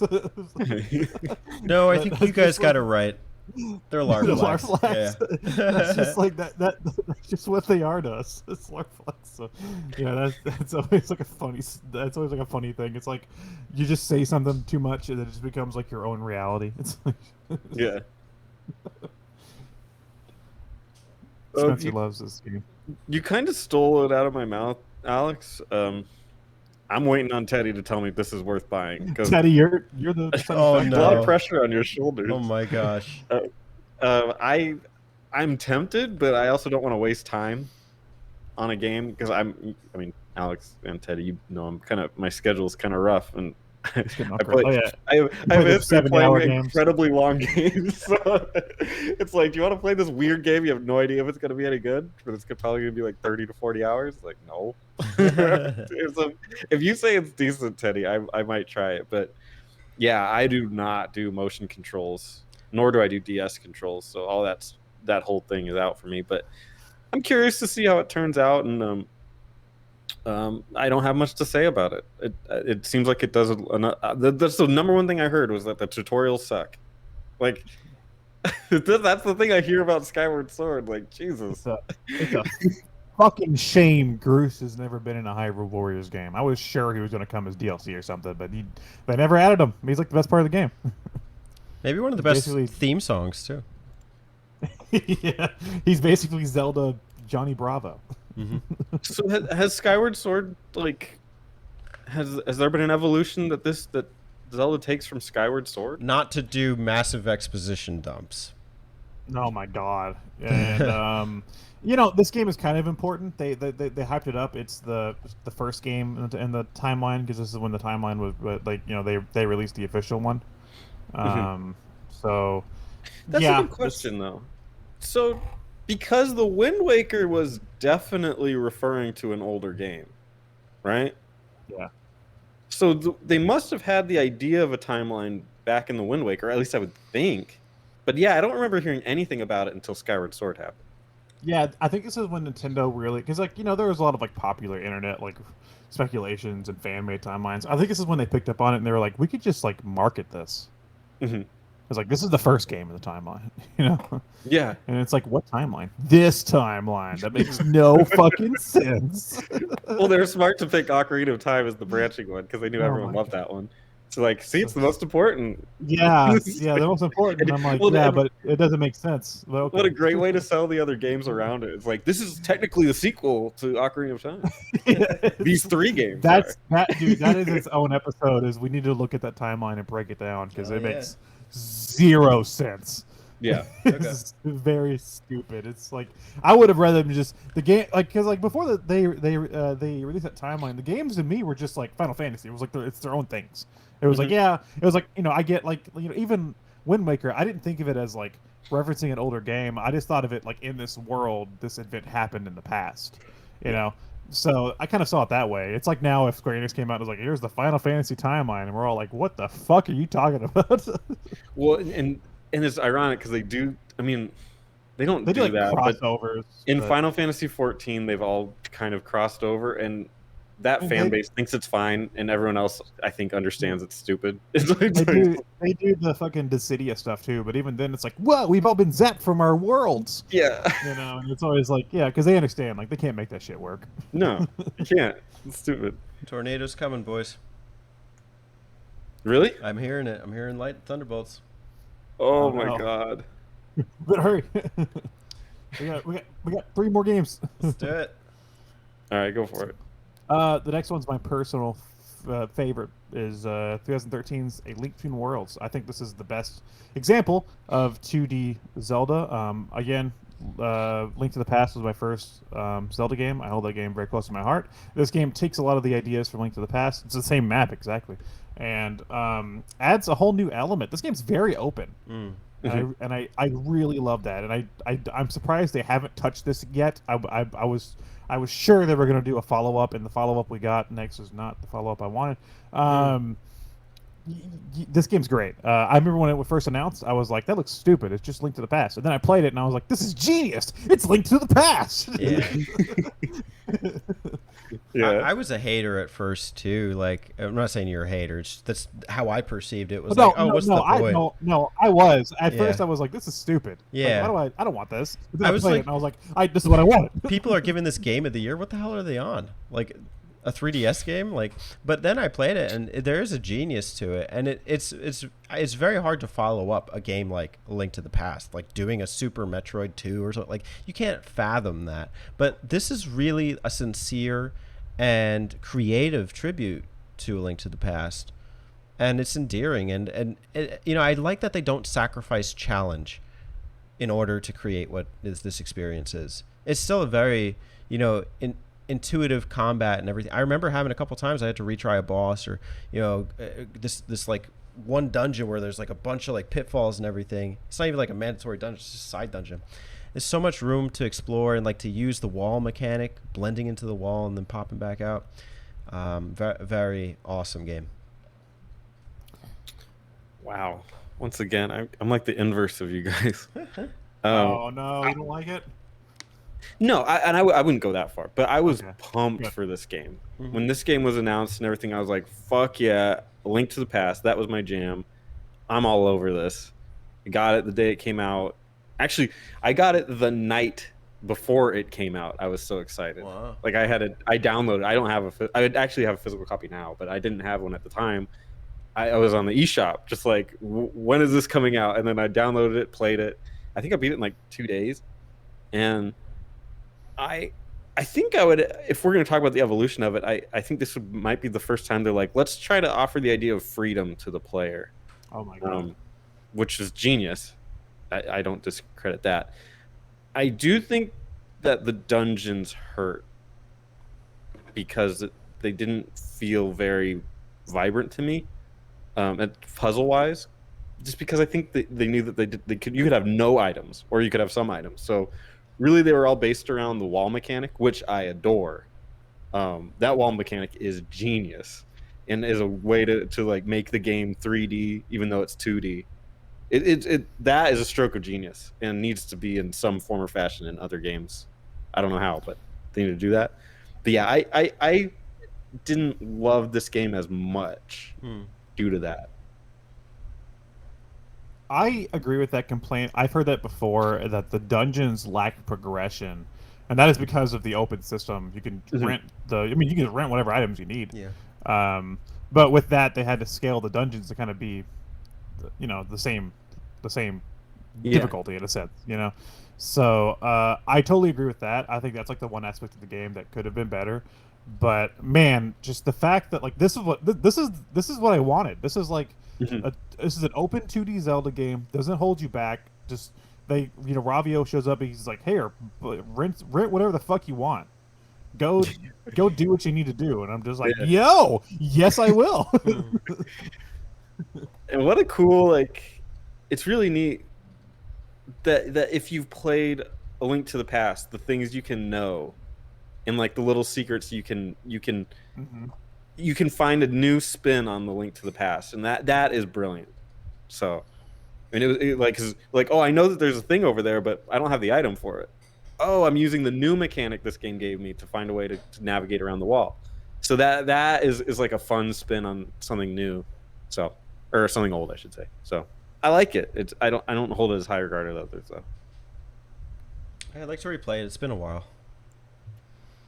That'd be a good one to map out at some point. I don't know how we're getting footage, but we'll play High some roll, more. low roll. Oh yeah. We'll have to get the 3DS capture card. 3DS mapper. Why I don't think you I could get the donate to our Patreon so we can get a 3DS capture card. There's a surprisingly good 3DS emulator. Oh, is there? It's called Citra, and Oh. I actually ran it on my 2DS. And I don't think there's a lot that has to do with like touchscreen in this game, so you could probably do that pretty easily. Yeah, I could probably put it on the computer and give it a run. That might be a fun test drive. Yeah, no, I was because like the thing was that whenever I was like, oh, they're going back to just like a 2D game. They're not doing like the the Phantom Hourglass style, and I was like, that's weird. Okay, whatever. And I was just like, well, and like it's on the 3DS, but like which is capable of doing. Ocarina is on there when at the time and stuff, and I played that on there, and I was like, they can easily do 3D Zelda on this thing, so why are we doing Link to the Past? But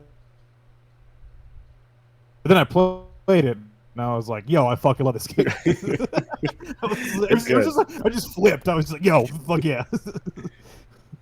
Oh, the final boss is fucking awesome. What's his name? It starts with an A, I think, or maybe not. I forget his name. I know what he looks like.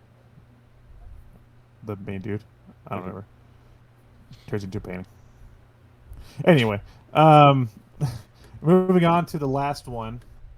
This is might be a point of contention here. This is Breath of the Wild. Heroes. It was a great game. That Oh god damn it! I forgot. I wasn't even making a joke. I just totally skipped over that one. I had assumed you wanted to skip, so you did, and I was like, no, I wasn't making it. I literally thought Breath of the Wild was next. God damn it! Triforce Heroes is next. No. Skip. Unless you have something to say, Teddy. No. Okay, cool. Breath of the Wild. Yeah, I own Triforce Heroes. Okay. Me too. We should link up. All right. Wait. Do you? Yeah. I reviewed it. We need to play Teddy? that. No, I'll get it though. If you guys want a three-way. Hell yeah! Let's have a 3-way, dude. Yeah. 3-way with Zelda. I'll call the blue Link. Okay. Remember Breath of the Wild? Let's go back to that. Okay. Oh yeah. So Breath of the Wild 2017. I think this is my favorite 3D Zelda game for sure. But I think on a just personally, I think this is the best Zelda game. I think it fully sets out to do what Nintendo wanted to do from the get-go of the franchise, and I think that the storytelling is strong and it's there, but you don't. It's kind of like Metroid Prime. It's there if you want it. You can also play the game and not pay attention to anything, and it's fine too. So it goes either way. But it's definitely there. We get to take the snapshots throughout the world. Everything in the world feels meaningful to me. There's things in the world that are placed. There's like areas where there's just like a circle of rocks, and you can move the circle of rocks, and it's a puzzle, and you'll get something for it. It's just like everything in the world feels like it's there for a reason. It doesn't feel like it's very padded to me. It feels like a big breathing world that I had a great time exploring this game. I love Breath of the Wild, and I would say I'm excited to see a second one, but I'm not. I'm scared because I'm worried that it's either just going to be this game again or it's going to be underwhelming. So we'll see. What do you guys think about Breath of the Wild? You want me to go? You go. Okay. I share a lot of your sentiments. I think this is the best way to go. I think you're right. This Breath of the Wild almost could be the Legend of Zelda from 1987 remastered. Yeah. Like theoretically, and that might be what they set out to do and achieve beyond expectation. It's funny you said that is when they were making this game, they mapped it out using the old Zelda graphics first. Oh, did they? Then they made the game with it. Yeah. Oh, okay. Because it feels like you back to that style of 1980s, adventure games where they don't tell you shit and they're just like, go have fun, but you can actually have fun because the game is fun. So it's got like actual mechanics that work great. The one thing that I struggle with it, and that it makes me actually very excited for Breath of the Wild 2, whatever it's going to be called, is that while I love the idea that they kind of designed it around shorter bursts of play where you can just pick it up and do a couple really quick dungeons, and I mean quick as in you have to solve one puzzle and the dungeon is over. They're just scattered around, so basically the concept would be you can follow the beaten path, which there kind of is, or you can follow these trails that are kind of guiding you to what you don't know, but they're kind of guiding you around the world, and all they are little puzzles, and you go to the next one, to the next one, to the next one, almost infinitely. My only problem with that is that those puzzles feel separate from the world, and I would like to somehow see them incorporate that into making it feel like part of the world that I'm exploring. And I think the puzzles in general, not the puzzles I shouldn't say, but the dungeons themselves, what are there, are really a little bit lackluster. And I just think they have a great opportunity to make it even better. So I'm excited. To combat that, though, I think while they are short, I think they're smart in the way that they're designed, because it's kind of like a Link Between Worlds. They give you all of your stuff. Yeah. And then they go, okay, use these tools to solve all these puzzles. And they have very creative puzzles. And, there's been times where I've gotten to some of the shrines and I'm like, I'm going to have to come back because I just can't figure this out right now. It's like, this is designed very intelligently. Yeah. And I almost wish they wouldn't give me everything at the start. But I know why they did it, and I appreciate that. But yeah, just very excited to see what they do with the knowledge that they now have in starting Breath of the Wild 2, knowing that most everyone, we'll talk about Teddy in a second, loves it. I'm terrified of the sequel. I thought you were terrified of what I was going to say. No, I had expected what you're going to say, so go ahead. Okay. The Wi-Fi might cut me out at any time, just because you guys have been getting choppy on my end, but I'll do my best here. I played a good 10 hours into Breath of the Wild, and I got engaged and enraptured, and at the same time overwhelmed. I knew going into it that I would feel this way. Zelda means different things to different people. What it does not mean to me is a massive, sprawling, open adventure. Gaming to me is more about compact, heavy storytelling that's impactful. Because I had to go so far out of my way to do it, I didn't feel a personal attachment to Breath of the Wild. I should, on paper, like this because I like seeing things in Ocarina of Time. I just like the balance of everything in Ocarina of Time. I feel with Breath of the Wild, it's offering a different sort of experience, and it's not one that I personally am that attached to, but I understand why a modern gaming generation can appreciate it. Is it for me, and will it ever be for me? Probably not. Will I give it a fair chance? Sure. Can I accept that Breath of the Wild may be great and a masterpiece for most people and not for me? Yes, I can. I can accept that. I appreciate it. I do like that Zelda has taken, such a significant place in discussion and and Breath of the Wild has established the Zelda franchise. I don't know if there's ever been a Zelda game that's done it better, maybe since the first game. This really brought Zelda into the limelight, but I'd say Breath of the Wild is really impressive for what Nintendo was able to do. You not the same points, but the way you feel about Breath of the Wild is basically the exact same way I feel about Ocarina, and I think it's coming from two sides of a different coin. You know what I mean? It's like, the things offered in Breath of the Wild appeal to what I want out of a Zelda game, and the things in Ocarina appeal to what you want out of a Zelda game. The question is, how do they merge that? How do you put those two things together? And I don't know if there's an answer for that yet. Because I think there could be. Nintendo's smart enough to do it, but I don't know if they want to, because I think the modern gamer might not appreciate it as much.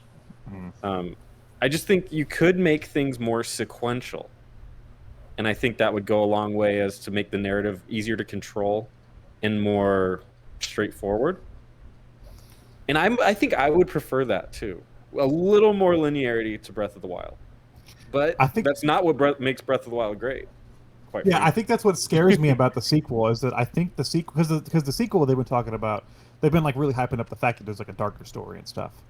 And that scares me because I feel like they're going to try this. They're going to try to do they're going to try to merge the two styles. And Breath of the Wild, I do really enjoy the story, but I say that, but it's not really the story. It's the world and the characters that tell the story. The story itself's pretty. I mean, you wake up, you go talk to people, you activate some robots, you fire some lasers, and you beat Ganon. It's really simple story. But it's the world. It's the things you can interact with, the memories you can find, the people you talk to, the connections they have that kind of form the story in this world. And I'm worried because I don't know if they can make the sequel more like a 3D Zelda game. So I'm really like, I know most people are like hype as hell for the next game and really excited and want to see more. I'm hiding in my closet from the next game. It's terrifying. I'm hiding in my closet for different reasons because we got a fucking tornado coming. So I'll see you in the closet. Tornado can't find you in there. They can't find you in the closet. Yeah, we'll be okay. Well, that's the series. I know we've gone on a little long this episode, which is fine. It's talking about Zelda. Things are we're gonna go on for a while. Do you guys just kind of want to do like a ranking thing real fast? Tier list or something? Yeah. Do you want to like Zelda 1 tier. I mean, how worst to best or something? I don't care. how do we rank that? That's gonna be so hard. Okay, here's what I think we should do. I think we should each give it maybe like out of 5, and then that the collective is how we rank it. Okay, no judgments. No judgments. No judgments. We're just gonna rank them out of 5, and then the total stars is Do you want me to keep track? rank. Yeah. Okay, one sec. Do I have like a notepad or something? No, notepad. I got a notepad. All right. I do want to say though, even though I'm praising Breath of the Wild like crazy, and I thank Spencer for giving me Age of Calamity. God, they disappointed me. That's With the Age of story. Calamity? The story doesn't matter. Oh, really? It doesn't fucking matter, dude. Damn. Dude, halfway through Age of Calamity, they're like, "Yeah, fuck it, bring in the other characters from the first game and bring them You back knew they were gonna do back that. in time." And it's like, You and knew none of that it was gonna matters. happen. None of it matters anymore. It's like, Nah. okay, so you lied to me. This isn't actually a prequel. It's like a what if. Okay, fuck it, whatever. It's still fun. But Have you not played one of these Muso games? They don't give a shit about any of that. They sold this one this way, right? They directly sold it. as a That's true. prequel. That's true. Yeah. So I was expecting something that actually mattered. That's basically a Metallica song. Nothing else mattered. Nothing else matters. I thought you were Alright, gonna do Legend of All-Star. Zelda? Legend of Zelda Okay, 1? okay, so we're gonna so we're gonna rank them.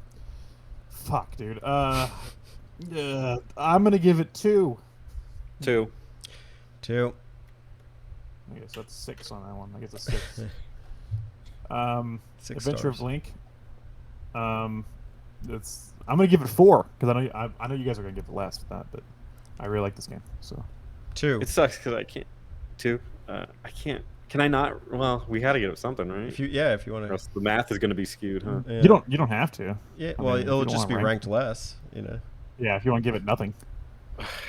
I'm going to give it nothing, but it sucks because it ranks it less, but it's because I have no opinion. Give it on 1 if Oh. you're like that turned off of it, you know. All right. Well, I'll give it 1 because it's such Okay. a turn off, but that sucks. Because anyway, Link to the Past. Link to the Past. I would have to give this one.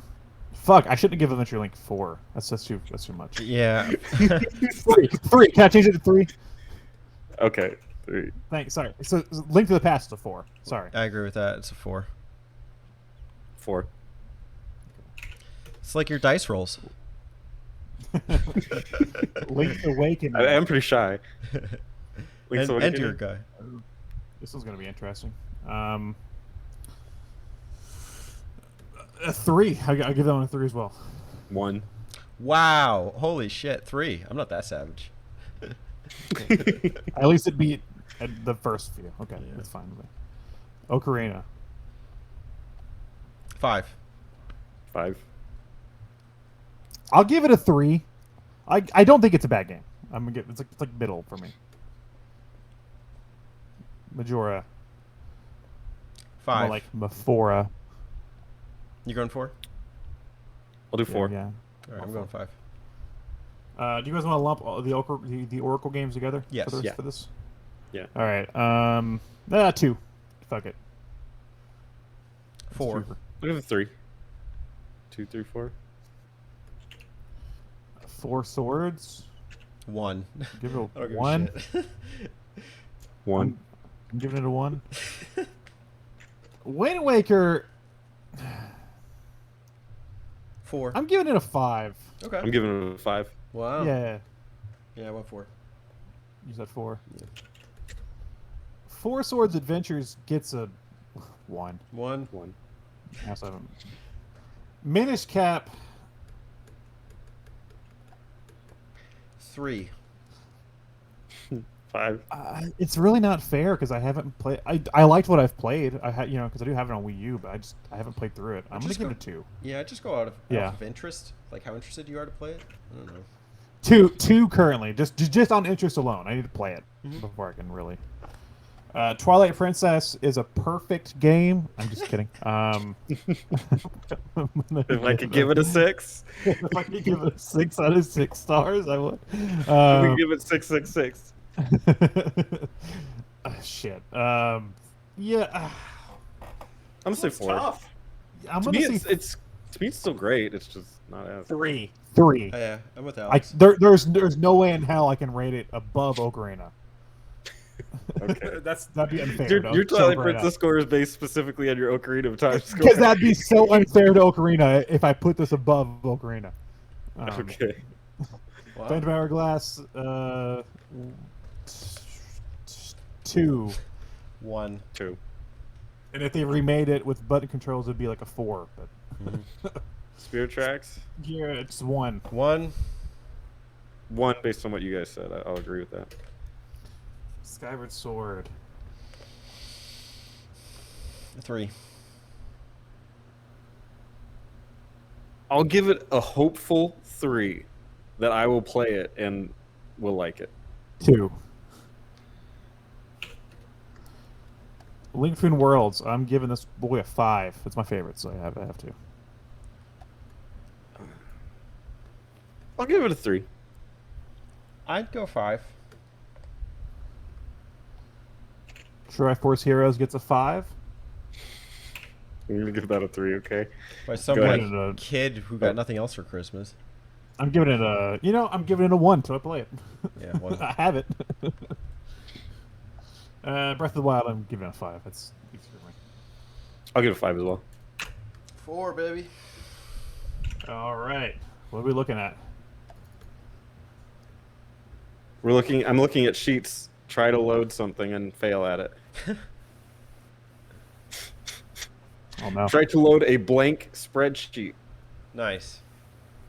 Thought my There we Wi-Fi was go. bad. Okay. All right. Go from I guess bottom while up. Spencer's doing that, while Spencer's doing that, we could talk about Tingle's Rosy Ruby Land. Oh yeah. I have that. How do you like Thank you, it? Teddy. Yeah, sure thing. Send it Alex. to me. It's I've played some of it. It's just I don't know Japanese, so part of the time I'm like, am I doing the right thing? Yeah, I know. It's fun. It's very expressive. God bless Tingle. Yeah. I should have done this on my other one. Anyway. Worth's the best.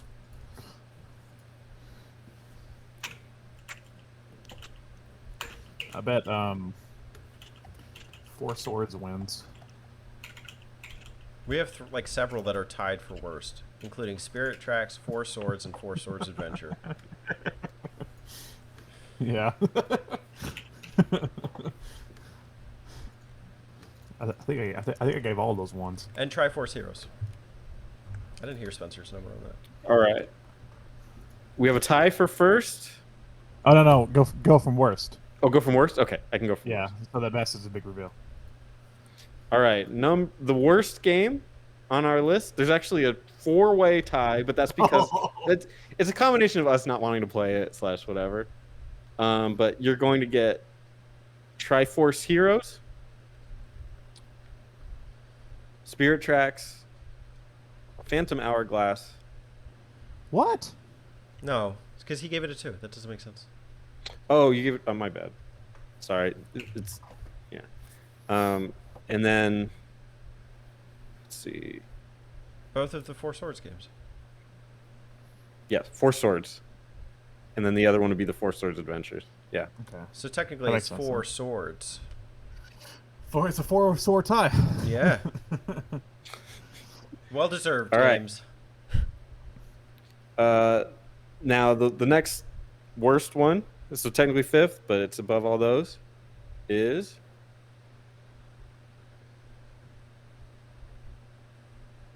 Phantom Hourglass with a Okay. score of 5. Beat Spirit Tracks, It should. as it should. All right, next one is The Adventure of Link Ah. with a score of 6, Oh, this hurts me. which is actually tied with The Legend of Zelda. It would have been higher if I would have stuck with my original score, but I had to move it down to 3. The NES games. Next up is Link's Awakening with a score of 7. No, that's not bad. It's not bad. All right. Next is Skyward Sword with a score of 8. Next is the Oracle games with scores of 9. I thought they'd be higher than that. I thought they'd be lower than Link's Awakening. I don't know. Not on my watch. Fighting words. Next, with a tie with a score of 10 on each, is the Minish Cap and Twilight Princess. Wow. Very interesting. Yeah, it's a weird one. All right, so we are in. So the the top two are the same, are tied, and the next 3 are tied, and then this one is not tied. So I don't know how you view that, but the next one is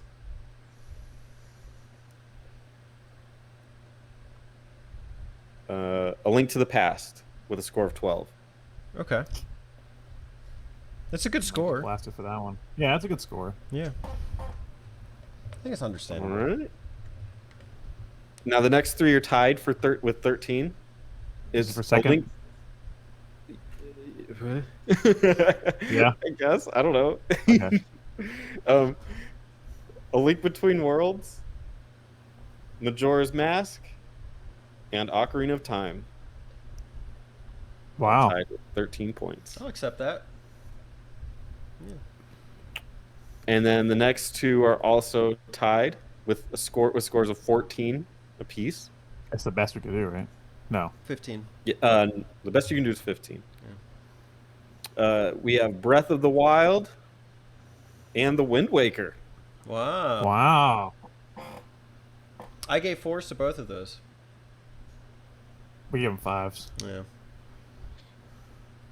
I gave it to them just for the courage, Mm-hmm. just for the balls to release it, to know that they had a better thing than I give it to him for the wisdom and the power, not just the courage. Oh. Well, that means I'm Link. More like stink. That's weird. Well, I guess it makes sense because we kind of balance each other on some of the highs of the series. Yeah. So Alex doesn't like Ocarina as much, and I don't like. Link Link to the Past was like not even close, but Yeah. yeah. So that's interesting. I'm surprised Link to the Past didn't get higher. If anyone would have given it a 5, it would have been Spencer.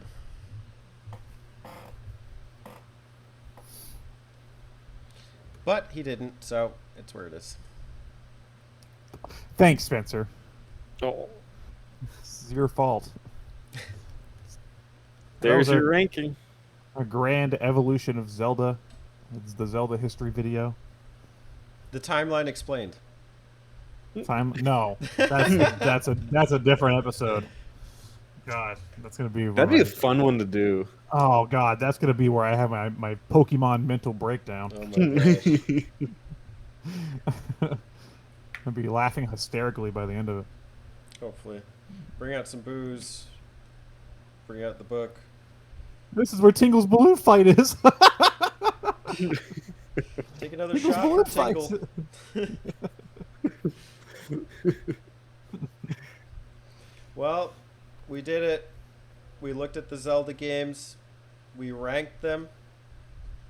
What's your ranking? Put it in the comments below. Yeah, tell us why Yeah, we're wrong. Rank all 19. That's the best part about Zelda is that everybody's wrong. Yes.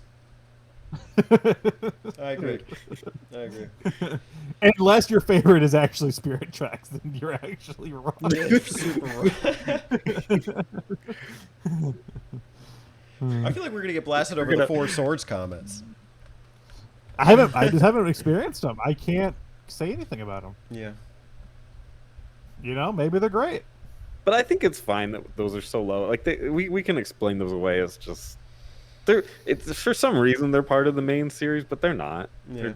They're not. We can all see that they're not, right? Nobody's ever said like, and then the pivotal moment of the Zelda franchise was Four Swords Adventures. Yeah. It's like no, it's more like, yo, have you played the other Zelda games? Just check out Four Swords Adventures.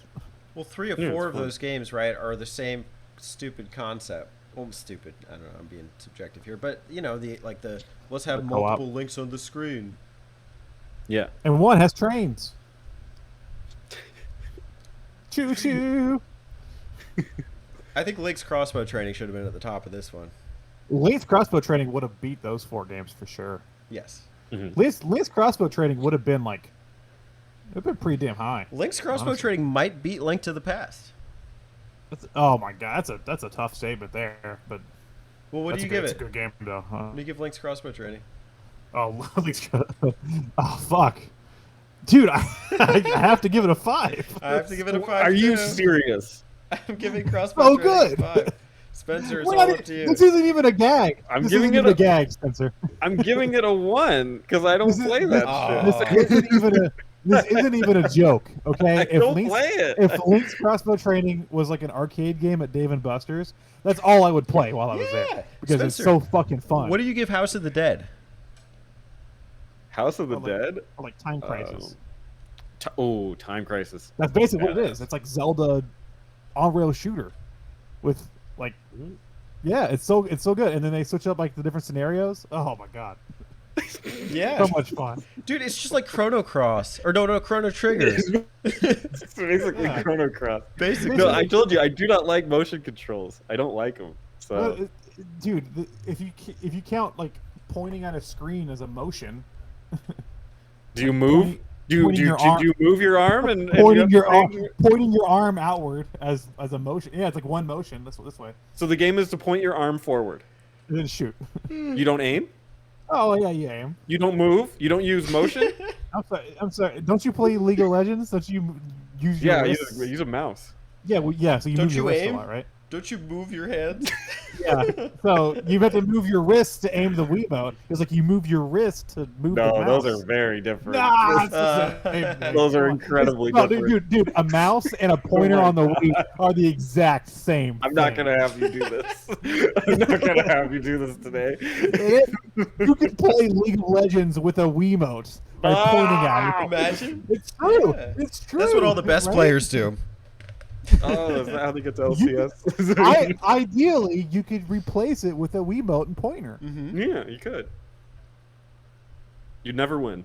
You might be able to move faster that way. Honestly. You think so? Yeah. You do that and let me know how it goes. I mean, honestly, like first-person shooters on the Wii, like that was. Yeah, it's the Wii, so you're playing on 2 GameCube duct taped together. But like, honestly, the pointer controls are like the best part. Oh yeah, I bet. I bet they are. I bet every Call of Duty plays better on the Wii than it does on like a PS3 or an Xbox. They remade Modern Warfare just for the Wii. They did like a Redux. And I bet you it was the best version of that game. Spencer, I'm very tempted to allow you to substitute Columns or Clue with Link's crossbow training for the 8-hour stream. Dude, I'll do that. I'll do it. Dude, I seriously want you, because like you have a Wii U, right?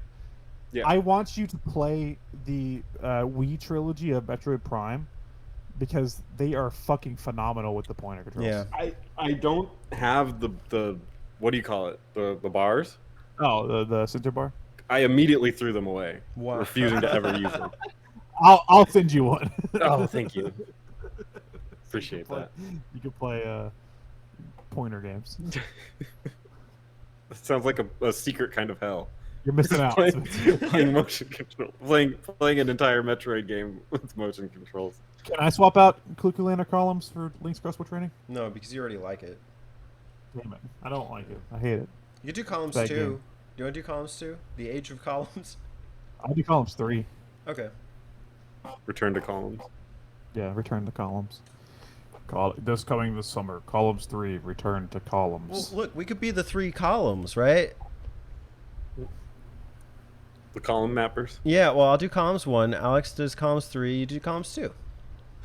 Or I'll do columns 2 if you want. Who's doing super columns? That's like columns 4. Do you want to do super columns?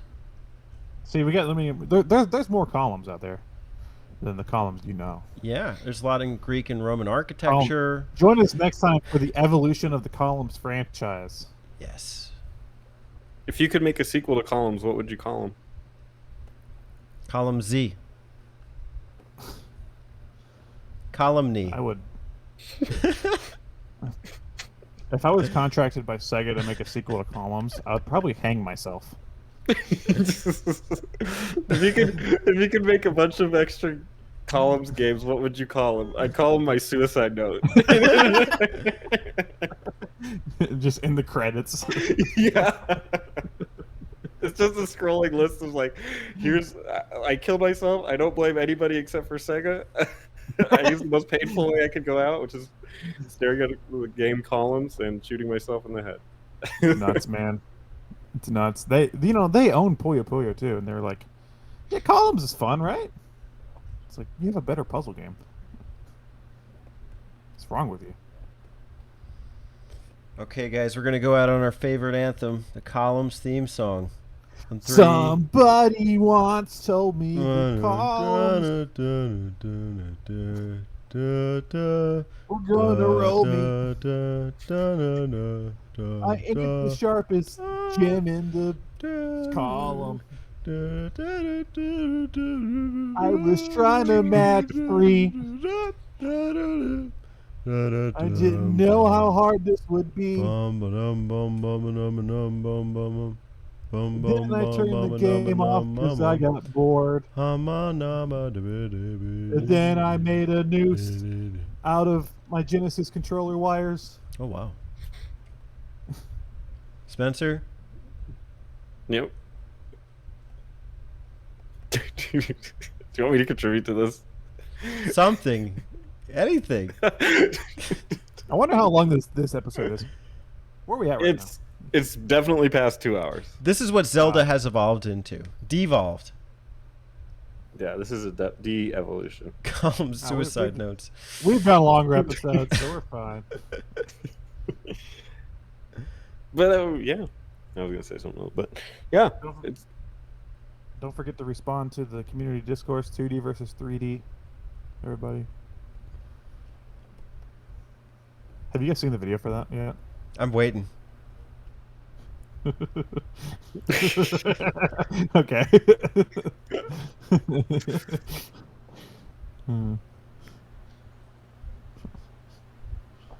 Bye. Later. Hey y'all, don't forget to subscribe to them button mappers.